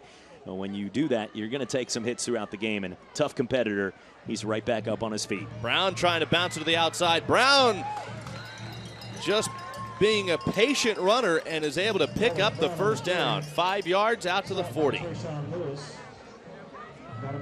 And Escambia moving the football here with just 54 seconds left in the 3rd quarter. Neither team yet to make their way into the Papa John's delivery zone here in the 3rd quarter, but Escambia is trying to drive here. Don't forget, use that promo code RIVALS and you get 2 large, 2 topping pizzas for $7.77 each. That's a great deal. Sounds like the perfect Saturday with these big games coming up. Flags everywhere. How about Alabama, LSU tomorrow? And Florida State and Clemson. You know, it's the first time. Tremendous. It's the first time in Florida State's history in the ACC that they've been a double-digit underdog. Wow. Yeah, since 1991. They've 24 years, the Seminoles. It's their first time in their school's history in the ACC. They've been a double-digit dog. That's pretty crazy. Not a bad team that no, Florida State has this not year. At all. They are not. I mean, they were ranked number 6 a few days ago. Yeah. Yeah. And that's a tremendous team again this year. Now, are they going to battle for a national championship? We'll know a lot more after this weekend against Clemson. And then, of course, national championship and I guess college football playoff implications certainly on the line in that Alabama-LSU game, both in the top 4. So that's going to be a fun football game. They won't both be in the top 4 after tomorrow. Deep ball down the sideline. And it is picked off. Intercepted by Dude Donaldson. And they're going to wave incomplete. They wave it off. Donaldson thought he had the pick. And our official coming in from right about the 10-yard line had a clear view, and he's coming in talking about it and saying, look, I had a clear view. It hit the ground, and like we said, we had a tougher call from about 100 yards up here away in the booth, but had a pretty clear look at it, and he ran right in immediately. As we take a look here at the Bob Tyler Toyota replay, great job here by the camera crew picking this one up, and as you can see, the throw over the top, and it was moving. Yeah, and it definitely clearly was in. And you can see that the official on this side on the outside did not see it. So a great job coming in and making sure to let the call stay. And now it looks like it's going to be 3rd down when we come back in the 4th quarter. Yeah, the second down play goes for nothing. They keep it on the ground. It is 3rd and 15 for PHS when we come back to begin the 4th quarter. You're watching Friday Night Rivals on WFGX TV 35. Escambia still up 1. 3rd down, 15 for PHS. They're down by 1, trying to drive here, but they need to get to the 30 for a first down. Smith to throw it on 3rd down. Under pressure, though. Rolling out, throwing. It is complete down the sideline. How was that caught by Torrance Hackworth? But it's a huge first down into the Papa John's delivery zone. A big-time completion. What an incredible catch right there. As we take a look, didn't have much room at all on the sidelines. This one didn't look like it had a shot. 3 defenders right there, but Hackworth, a running back, coming out of the backfield, able to catch on the run while backstepping for 44 yards. What an incredible play. The biggest play we've seen here tonight on either side. Threw it over Jalen Pant. Now Hackworth gets the carry here, but he is stuffed for a loss of a couple of yards in the backfield. Tackle for loss, going to bring up 2nd and 11. And that's the thing, when you sometimes stats are misleading because both these quarterbacks aren't putting up huge numbers in the air today. But Tommy, when you've watched both Barry and Smith on both sides of the field, when they've needed to make a big throw, they throw the ball very accurate, and they can do it on the run as well. That was not an easy play, no. and Smith did that on across his body, 40 yards down the bad field. Snap, and Smith just has to fall on it. That's a huge loss. That may take him out of field goal range as well. So that's a tough play. It was a high snap, and Smith just had to fall on it back at the 22. You know, and there's no excuse to say this is early in the season, the jitters. These teams have played through an extensive season. This is week 11. So mistakes like that, really, as a coach, you're sitting there and saying, okay, these are unacceptable. But when you're looking at it overall, this has been the problem with Pensacola here tonight. They've been able to get those big plays, get their crowd into it here on the road, calm the crowd for Escambia, but when they've got into the Papa John's delivery zone, they seem to be going backwards. Now it's 3rd and goal back at the 21. Cedric Smith out of the shotgun to throw on the side. He completes it to the outside. Making a move on the sidelines is Khalif Gossett. And Gossett's out of bounds, but he's inside the 5. Actually, he's going to be just outside the 5 at about the 6. So it's going to be 3rd down and goal. That gets them back, or excuse me, 4th and goal, brings them back into field goal range. They're only down by 1. So maybe this is a time now where you run the field goal unit out there and see if you can trust your kicker, Noah Beeler, who's been sick a lot this year, but he's been pretty effective when he's had the opportunity. His range about 35 yards. This would be it would be right about a 26-yard field goal right now. Which makes that 10-yard catch and that a bad much bigger. Snap. Beeler back, being chased, And Beeler is down. He pitches it. Beeler gets rid of it, but this still won't go anywhere. Freddie Hughley's brought down. Oh my goodness, a terrible break for PHS and a huge break for Escambia. Now, not only do they keep PHS off the board, but they also get it back in great field position. And this one, any Michigan fan watching at home just covered their eyes from a couple weeks ago, seeing that play against Michigan State, how they lost in college football. That play right there, an unfortunate break, and like we said, this has been the name of the game for Pensacola throughout the entire game. They've had a chance to score. They've been in the Papa John's delivery zone now 5 times, and they've come up with 6 points. And right when they were able to pick up 10 yards with Khalif Gossett, another tough play. Their special teams, it's been a difficult night for the kicking game. On the ground, up the middle. And it is Jabri Brown that gets the first down. Carry, no gain, and let's go downstairs to Ricky. Hey guys, we're with the Perdido Youth Sports Association, and they play football, but tonight they're helping the football players on the field by giving them water when they need it. What does it mean to be out here? Tony, what does it mean? It means a lot to me because my older brother used to play for them, and one day I'm gonna be over here and I want to support them. Yeah, that's awesome. My dad's a dean here, and hopefully I go to play for this school when I'm older. And it's a great privilege to be out here with the players, and I know basically all of them. Andrew, I know you want to say something. Yeah, I do. My mom is the Gatorade coach right there, and it means a lot to give them water when they're dehydrated, and I just love to be out here. It's great. All right. Well, they can talk all night, so we're going to get it back to the football field. Back to you guys in the booth. All right, thanks a lot. Yeah, they've got a job to do. Guys are getting thirsty over there on the sidelines. Kid's going to be taking our job here soon enough. He was prepared. He broke out a speech. He was. You want to say anything? No, I'm good. Hold on a second. Wait a second. Wait yes, a second. Let me break this out of my pocket real quick. Let me get my notes. Ladarius Harris on the carry. He runs it out to the 40-yard line. So it's second down. 5 yards for the Gators for the first down. And the way that PHS has struggled to move the football, if Escambia can even get a field goal here, you feel like that might be enough. But a big stop by Martine Sellers. Trey Berry just tried to keep it, but Sellers bursting through and put a stop to that. Sellers has been a guy that's been all over the field tonight making plays. He's had to cover a lot of distance, too, with this triple option threat. And I'll tell you, he has made a big impact here, not allowing the big play. And that's not an easy thing to do against this Gators offense. Right now, they're just outside of Maldonado's range, but this carry by Jabri Brown may get him into his range, and he's also got him a first down to the 35. Jabri Brown picked up 5 yards before his forward progress was stopped. Got a spot right there, right on the line, and you can see clearly on the 35, that's where they needed to go. And he'll pick up a Academy Sports and Outdoors 1st and 10. So now that's a double whammy, because not only do they get the first down, but now they're within Maldonado's range. Still not automatic from there. Somebody jumped. This is going to be 5 yards.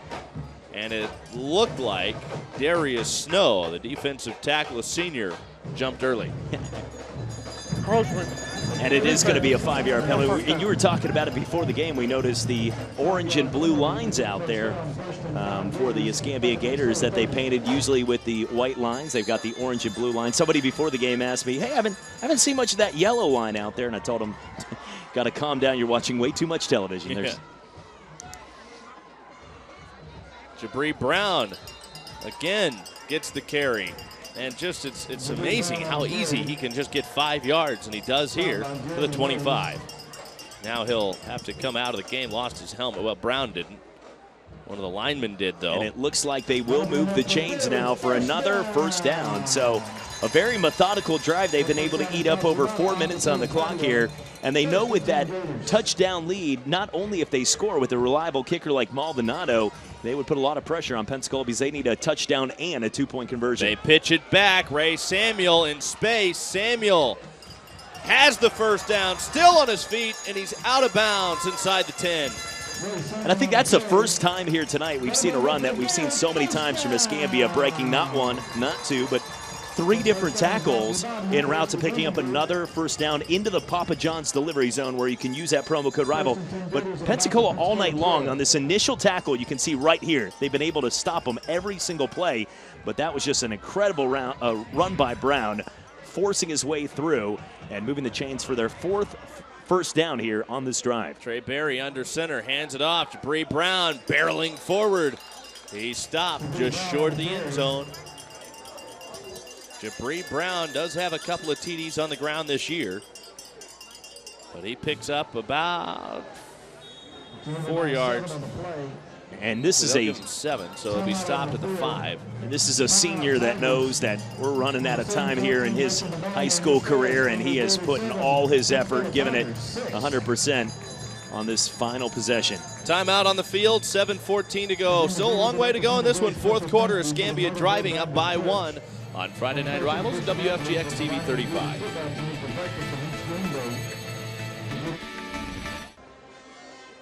Escambia's up by 1, but they have it 2nd down and 3 from the 5.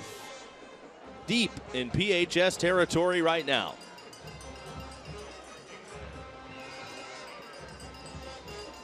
And their go-to guy here in the short yards has been Jabri Brown.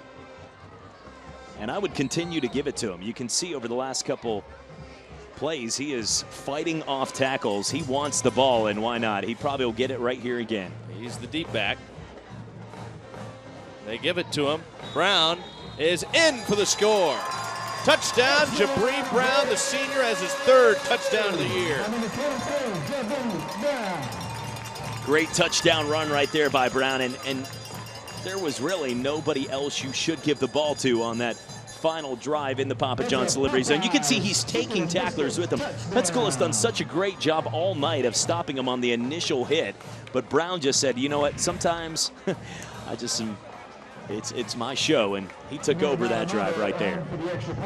Maldonado gets the extra point here, then that would force PHS to go for 2 if they score. This one's hooking, but he still punched it through with plenty to spare. 14-6, Escambia up by a touchdown and a 2-point conversion with 7:09 to go. You're watching Friday Night Rivals on WFGX TV 35.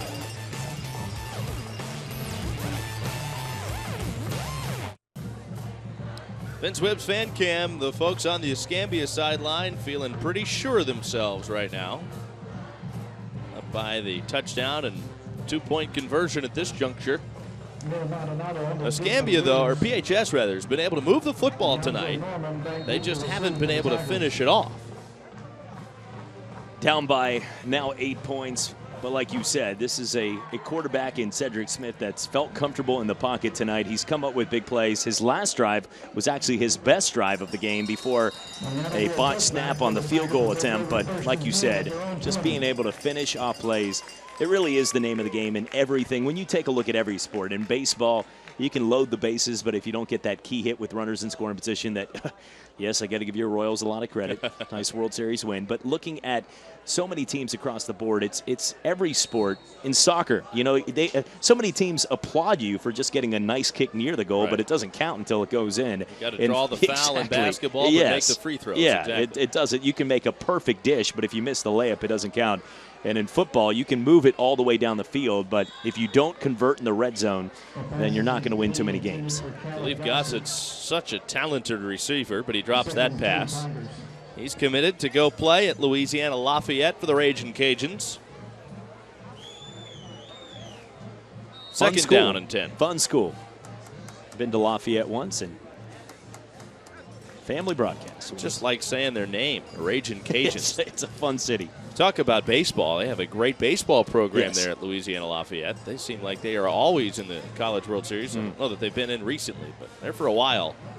They were a mainstay in Omaha. On the ground up the middle and a couple of yards on second down.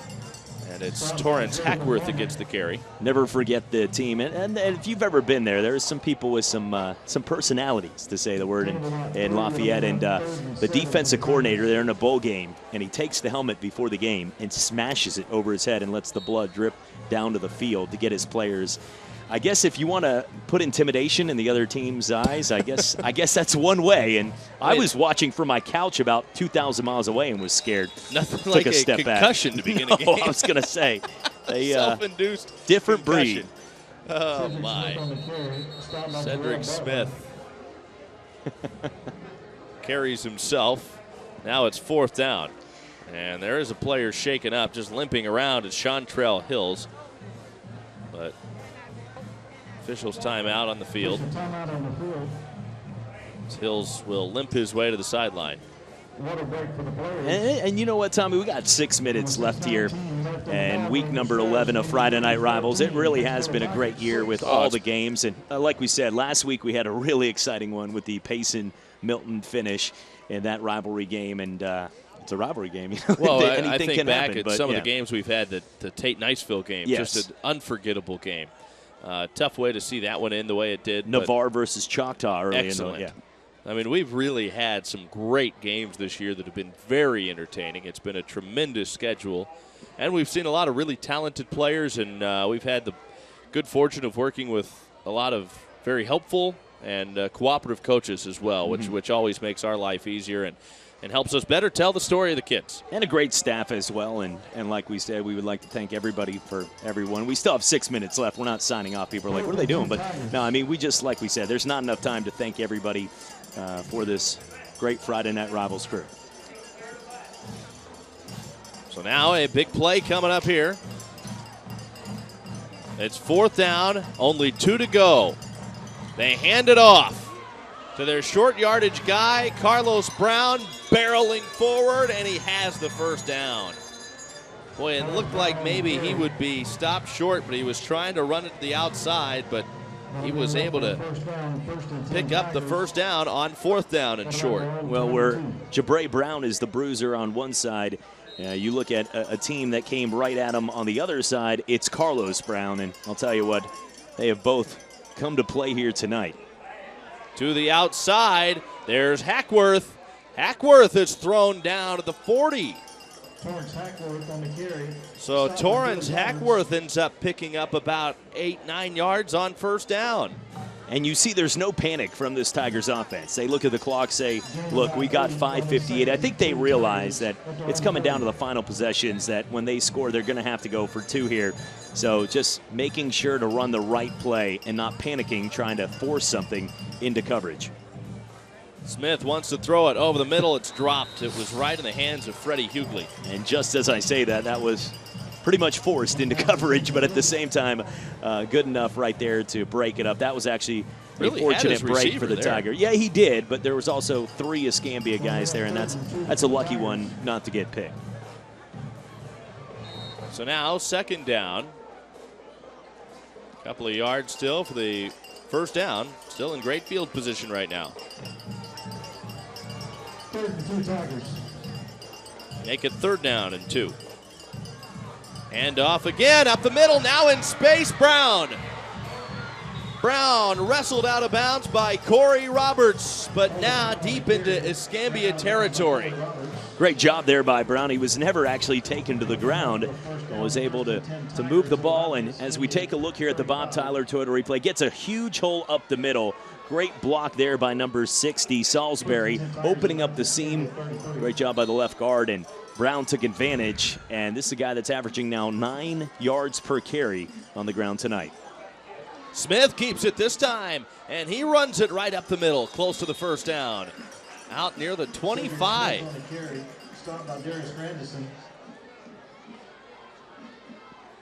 So about a gain of 8 on 1st down, 2nd down and 2.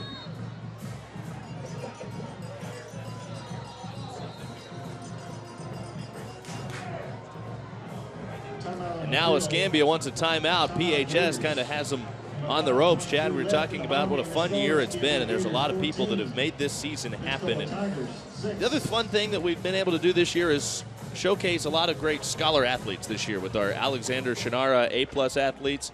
And there's a list of some of the athletes that we've had this year that we've been able to recognize from Escambia, Catholic, Navarre, Pace, Tate, and a lot of great participants with that program this year, and great to have Alexander Shannara on board with that as well. And looking at those guys, one of the guys out here tonight, Joey Everett, he's been making big plays. We'll get a nice breather here during the timeout. Good use of a timeout by Escambia there. Hey, you can see the Tiger mascot having fun right there. That's one of the best parts of a mascot. Doesn't matter how your day's going. You always have a smile on your face. But looking right there, you can see a team, the Tigers, excited for this one, and they're moving the football. Remember, Tommy, they started way back here, and they've already moved the ball 65 yards. So great drive led here by Cedric Smith, Carlos Brown on the ground.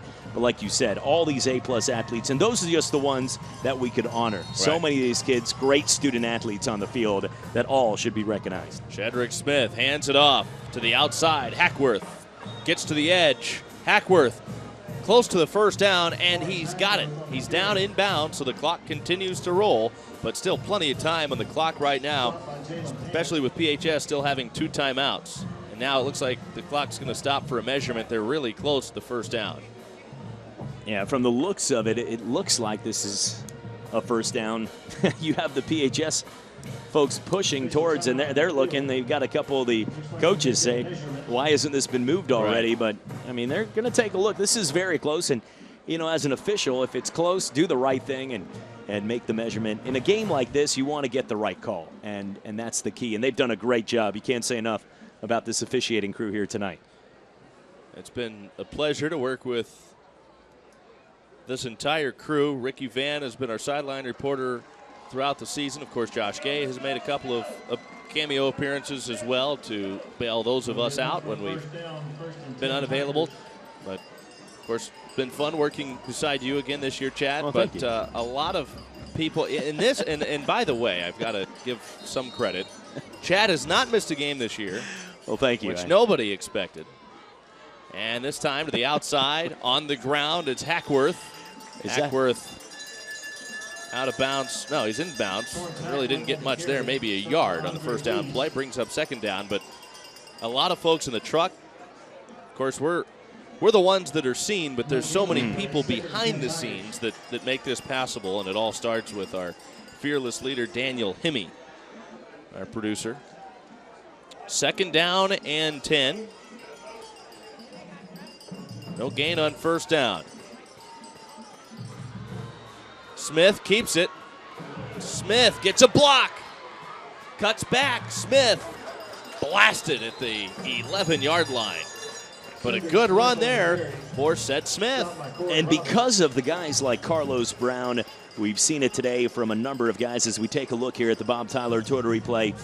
The elusive ability to do that as a dual threat quarterback. He hasn't had to do it as much as he usually does because how good Hackworth and Brown have been on the ground, as well as Boston Robinson. But I'll tell you what, when he needs to come up with a big play, Cedric Smith has really been clutch here tonight. The difference has been those fourth downs when they've needed that one final play. They've had a couple unfortunate breaks, but this is the one that they can erase everything. Tommy, that's the best part of sports is, and I know it from a lot of mistakes. I can make a Christmas list of mistakes. You always have a chance to get back out there, and they know they're running out of time. They got 4 minutes left in their season. But you know what? You can make everybody here forget those fourth downs you didn't convert if you can find a way to score and get the 2-point conversion here. About a yard short there as we see the signal from the official. Corey Roberts, by the way, need to mention his name because he was the one that just lit up Cedric Smith on that run. Just a huge hit. It's going to bring up third down and about a yard.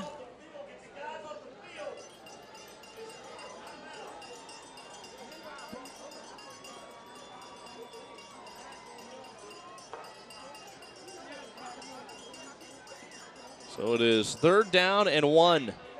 Talking about the Alexander Shannara A-plus athletes that we've had today. Here's a few others. Luke Wade from Northview. Tino Espinoza, fun to watch there at West Florida Tech. In Washington and Pensacola. Gage Miller from this PHS first game of the year. Time. I remember that, I do not remember that. It's hard to miss a guy who's about 6'5", 270. Yes. On the ground, up the middle, Carlos Brown trying to churn for the first down, and I think this time he did get it. But they'll come out, stop the clock to take a closer look.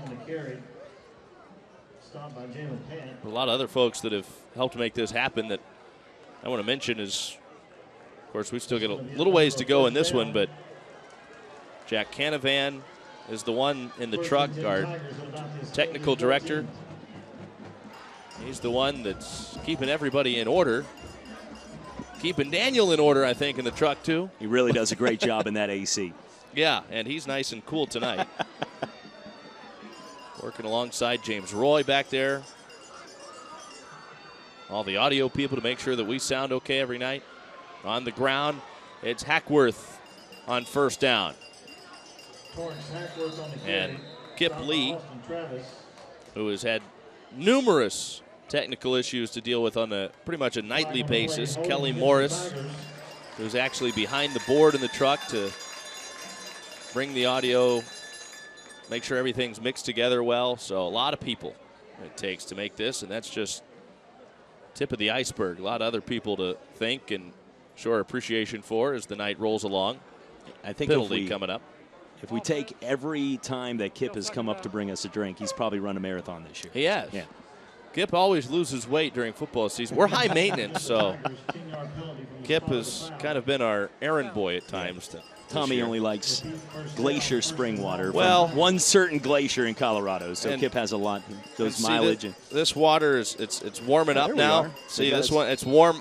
You don't see any of the condensation, so we need a new water. No, I'm kidding, but no, it's been a fun year. It's been fun because of the people that we get to work with every Friday night. Smith out of the shotgun. It's first down now and long for Smith. Wants to throw, looking to the end zone, has a man, but it's incomplete and underthrown. It was just a little too far out for Khalif Gossett and not quite enough on it. If he gets a little more air under it and it hangs up for Gossett, I think he could get there, but maybe let him just a little too much. And that's the play that you take that shot. I like it right there. It was first down, trying to make that big play downfield. He had an open receiver, like you said, Gossett just out of the reach for Gossett. And if it's out of the reach for Gossett, it's really out of the reach. He's 6'6", but I'll tell you what, I like the play call. Just like we said, it goes back to the basics. Execution inside the Papa John's delivery zone. It's been their demise all night long. He's 6'6" and a Division I bound receiver. They fake the give. Smith wants to throw it again, fires it over the middle, and again through the hands, this time of Freddie Hughley. So now, pressure's on a little more. It's third down. They need to get it to about the 5 for a first down. So they have almost 20 yards that they need to go for a first down. Field goal is out of the options here, unless they truly believe in their timeouts. But in this case, no. You don't kick a field goal, especially with the problems they've had so far in their kicking game. And you've got 2 minutes and 56 seconds left. So this is 4-down territory. So they've got 2 more possessions here to try to move it. They don't have to get a touchdown. It's not third and goal, so they can go to the 3 to pick up the first. Cedric Smith over the middle. He does complete this one. Loses the helmet, and this is going to stop the play.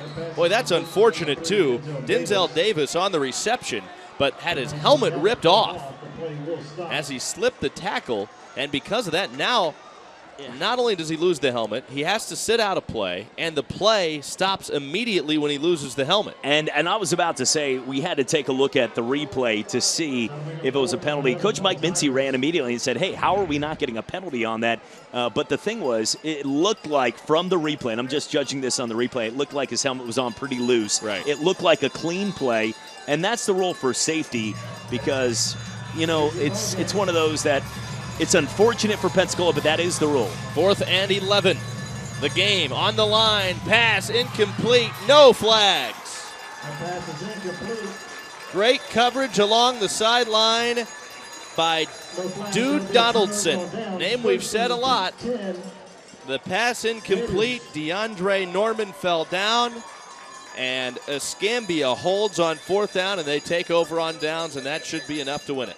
Well, they still have a couple timeouts left, but like you said, right now they're really all they have to do is pick up 1 first down, and this game will be over. But I'll tell you what, another goal line stance, and so far tonight, when all is said and done, and these kids go back to the locker room, whoever wins this game, you're going to look back at that stat and say, Pensacola, 1 for 8 inside the red zone tonight.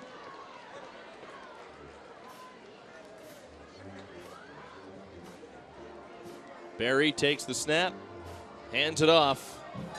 Oh boy, Jabri Brown's in space. Jabri Brown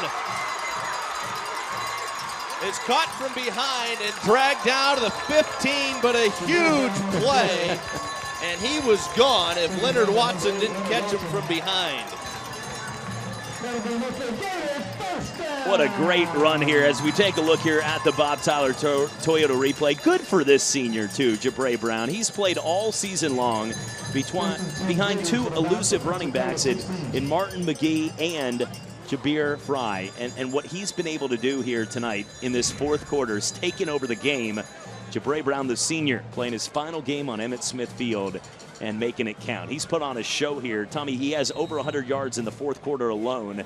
And right now, at this point, has the game-winning touchdown, and it looks like the game-sealing run as well. Right. Yeah, that was the one that pretty well caps it. They'll let the clock roll down. And worst-case scenario right here, you don't have to be tricky. You don't have to try to get too cute. All you have to do, really, at this point, is keep it, run the clock down, and then with a guy like Martin Maldonado out there, you can kick the field goal through and take an 11-point lead at worst. Flag flies. Jabri Brown again on the carry. We also want to thank our camera operators this year. Have done a great job. Austin Herman, Edwin Perez, Brent Shavnor, Kendall Faust, Brian Butler, Adam Bell, Tammy Haithcock, Travis Brown. They've all done a tremendous job on the crew as well this year. Friday night rivals. It's going to be a sideline warning. Oh, no, excuse me. It's probably going to be on Trey Berry. I think he was in there trying to help Jabri Brown. We'll get the official call here. Well, and it was a warning right there. There's no flag on the play. So I think it was a sideline warning then. No.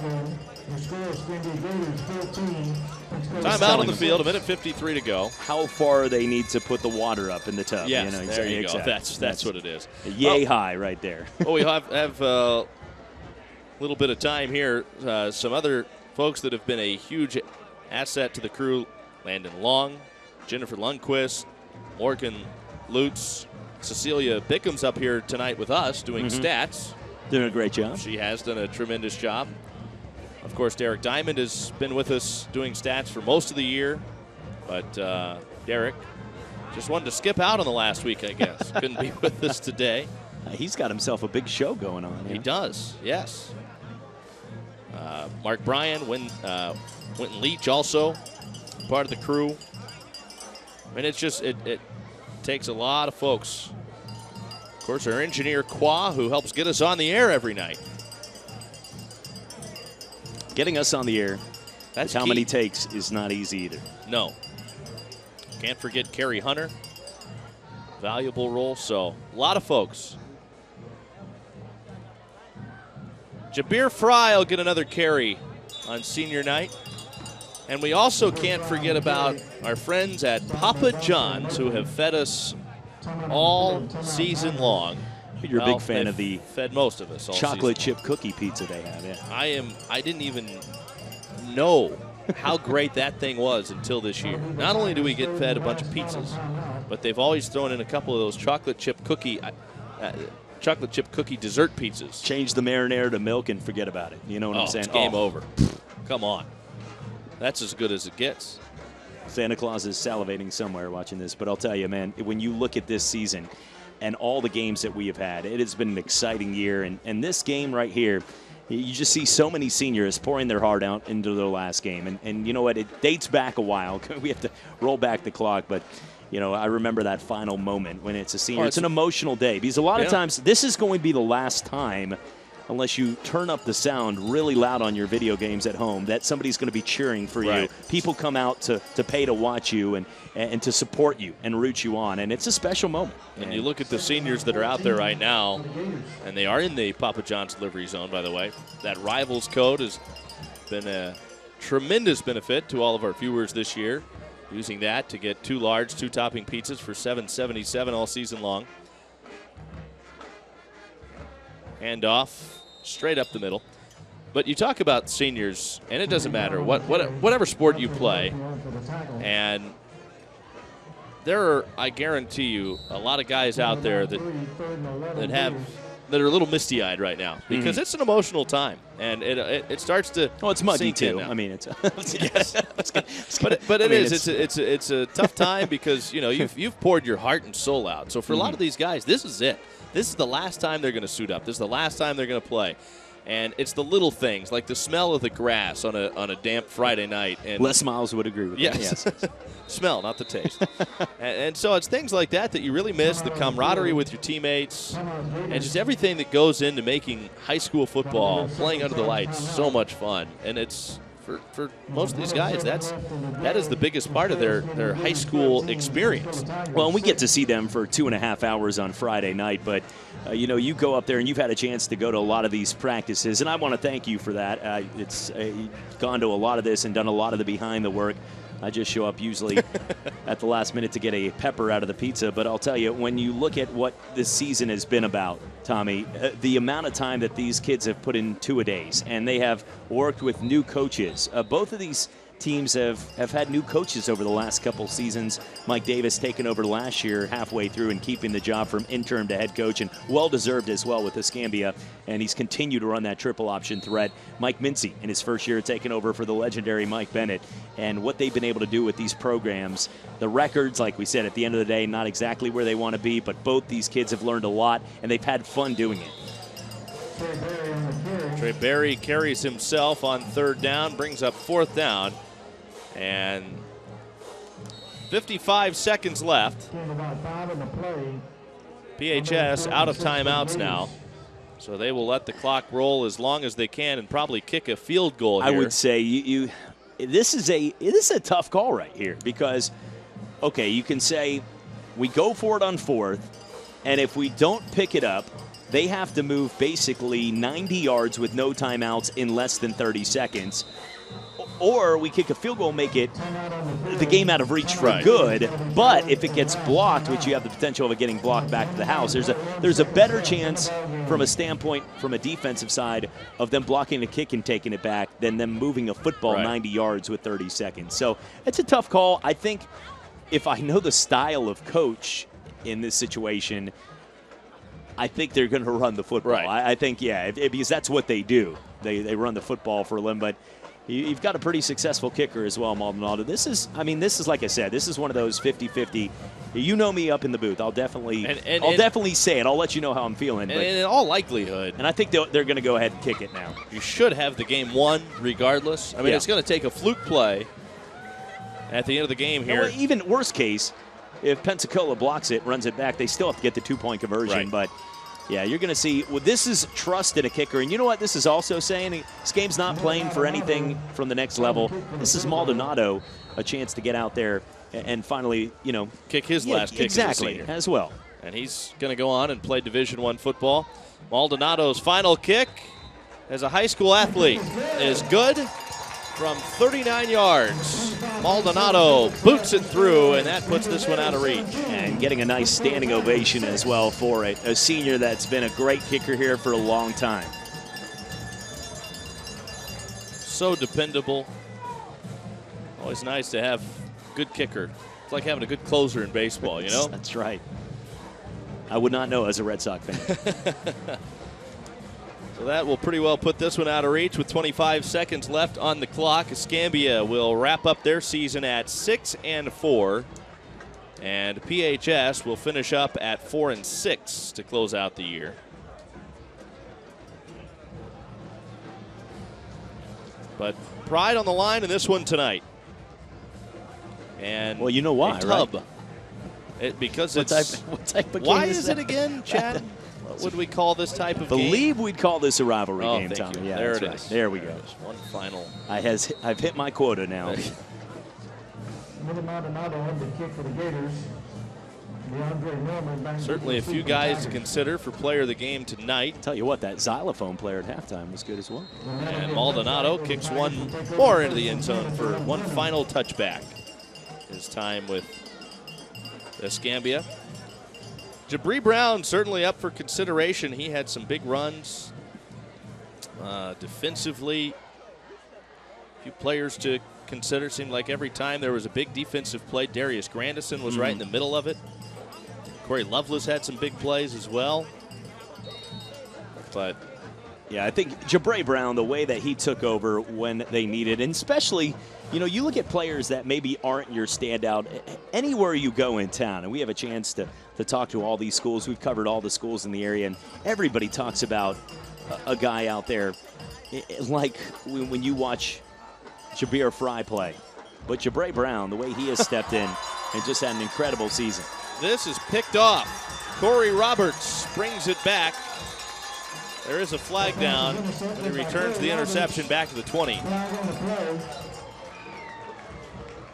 The last thing you want to do is wrap up your high school career on an interception if you are Ced Smith.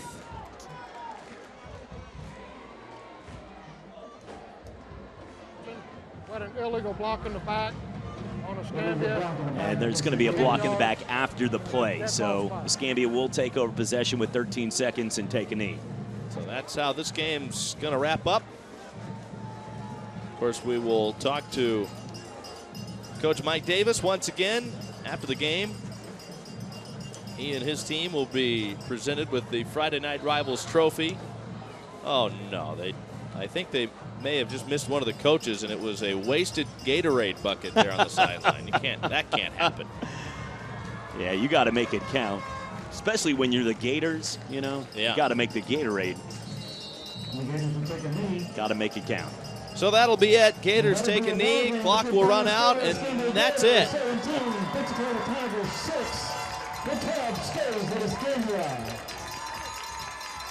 Escambia wins it by 11, 17-6. The final tonight. They wrap up their slate by maintaining ownership of the tub.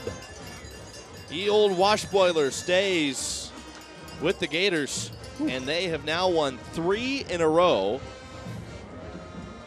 over PHS, and they move within 1 game at home of evening the record in the series here at Emmett Smith Field.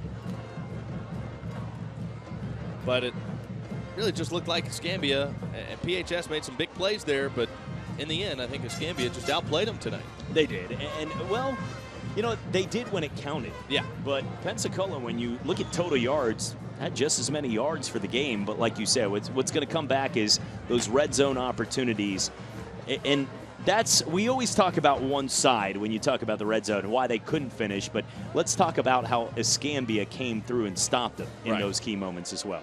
Well, and I think, you know, the other thing to keep in mind when we talk about the way this game went is did Escambia necessarily outplay them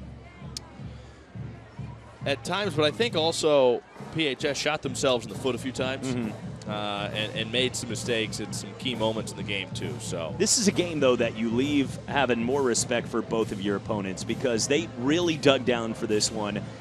This was a physical game that both these teams, there wasn't any dirty hits or late calls, but just 2 teams that battled it out and played old school football, and it was fun to watch.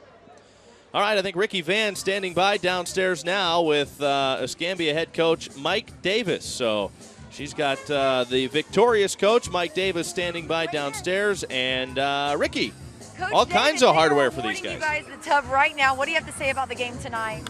We already have the tub. We just got to keep the tub for another year. That's the good thing. Your last game, how does it feel to beat your rival? It's always good to beat the rival and just keep everything going and keep. We just need to keep working. Keep working. You got next year coming for you. Yep. All right, well, we want to give you a trophy. I'll give it to the boys.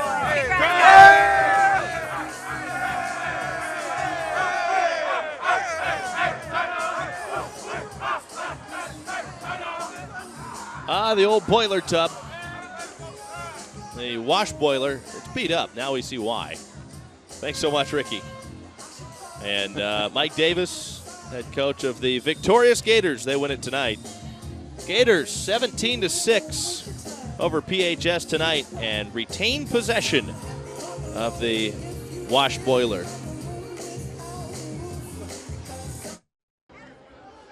Final score tonight, it is A 17-6 win for Escambia here on Friday Night Rivals in our final week of the season. Let's take a look at our player of the game tonight.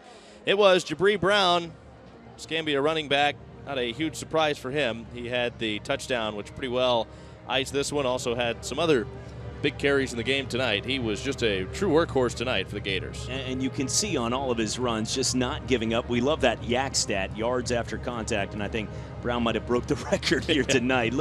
He's taking 4 or 5 guys with him every single run. This play, look at it. He never wants to go down, and just continuing to battle right there, breaking off his biggest run of the game. Nice little slow-mo, too, there, as you can see, as he breaks it all the way down. Only one guy taking him down at the end of the play, but over 150 yards on the ground tonight and that big touchdown to seal the victory. Don't forget Prep Football Final tonight. You can get highlights from this game and all the other games from around the area tonight. And you can even catch highlights over the next few weeks from the playoff games as well. So Prep Football Final tonight at 11 on Channel 3 after Channel 3 News at 10 o'clock. Well, that's all the time we have for tonight. That wraps up another season of Friday Night Rivals. My thanks to Chad, Ricky, and our entire Friday Night Rivals crew. It has truly been an honor to work with everyone on Friday Night Rivals once again. I'm Tommy Thrall. Thanks for watching. We'll catch you again next season here on WFGX TV 35. Good night.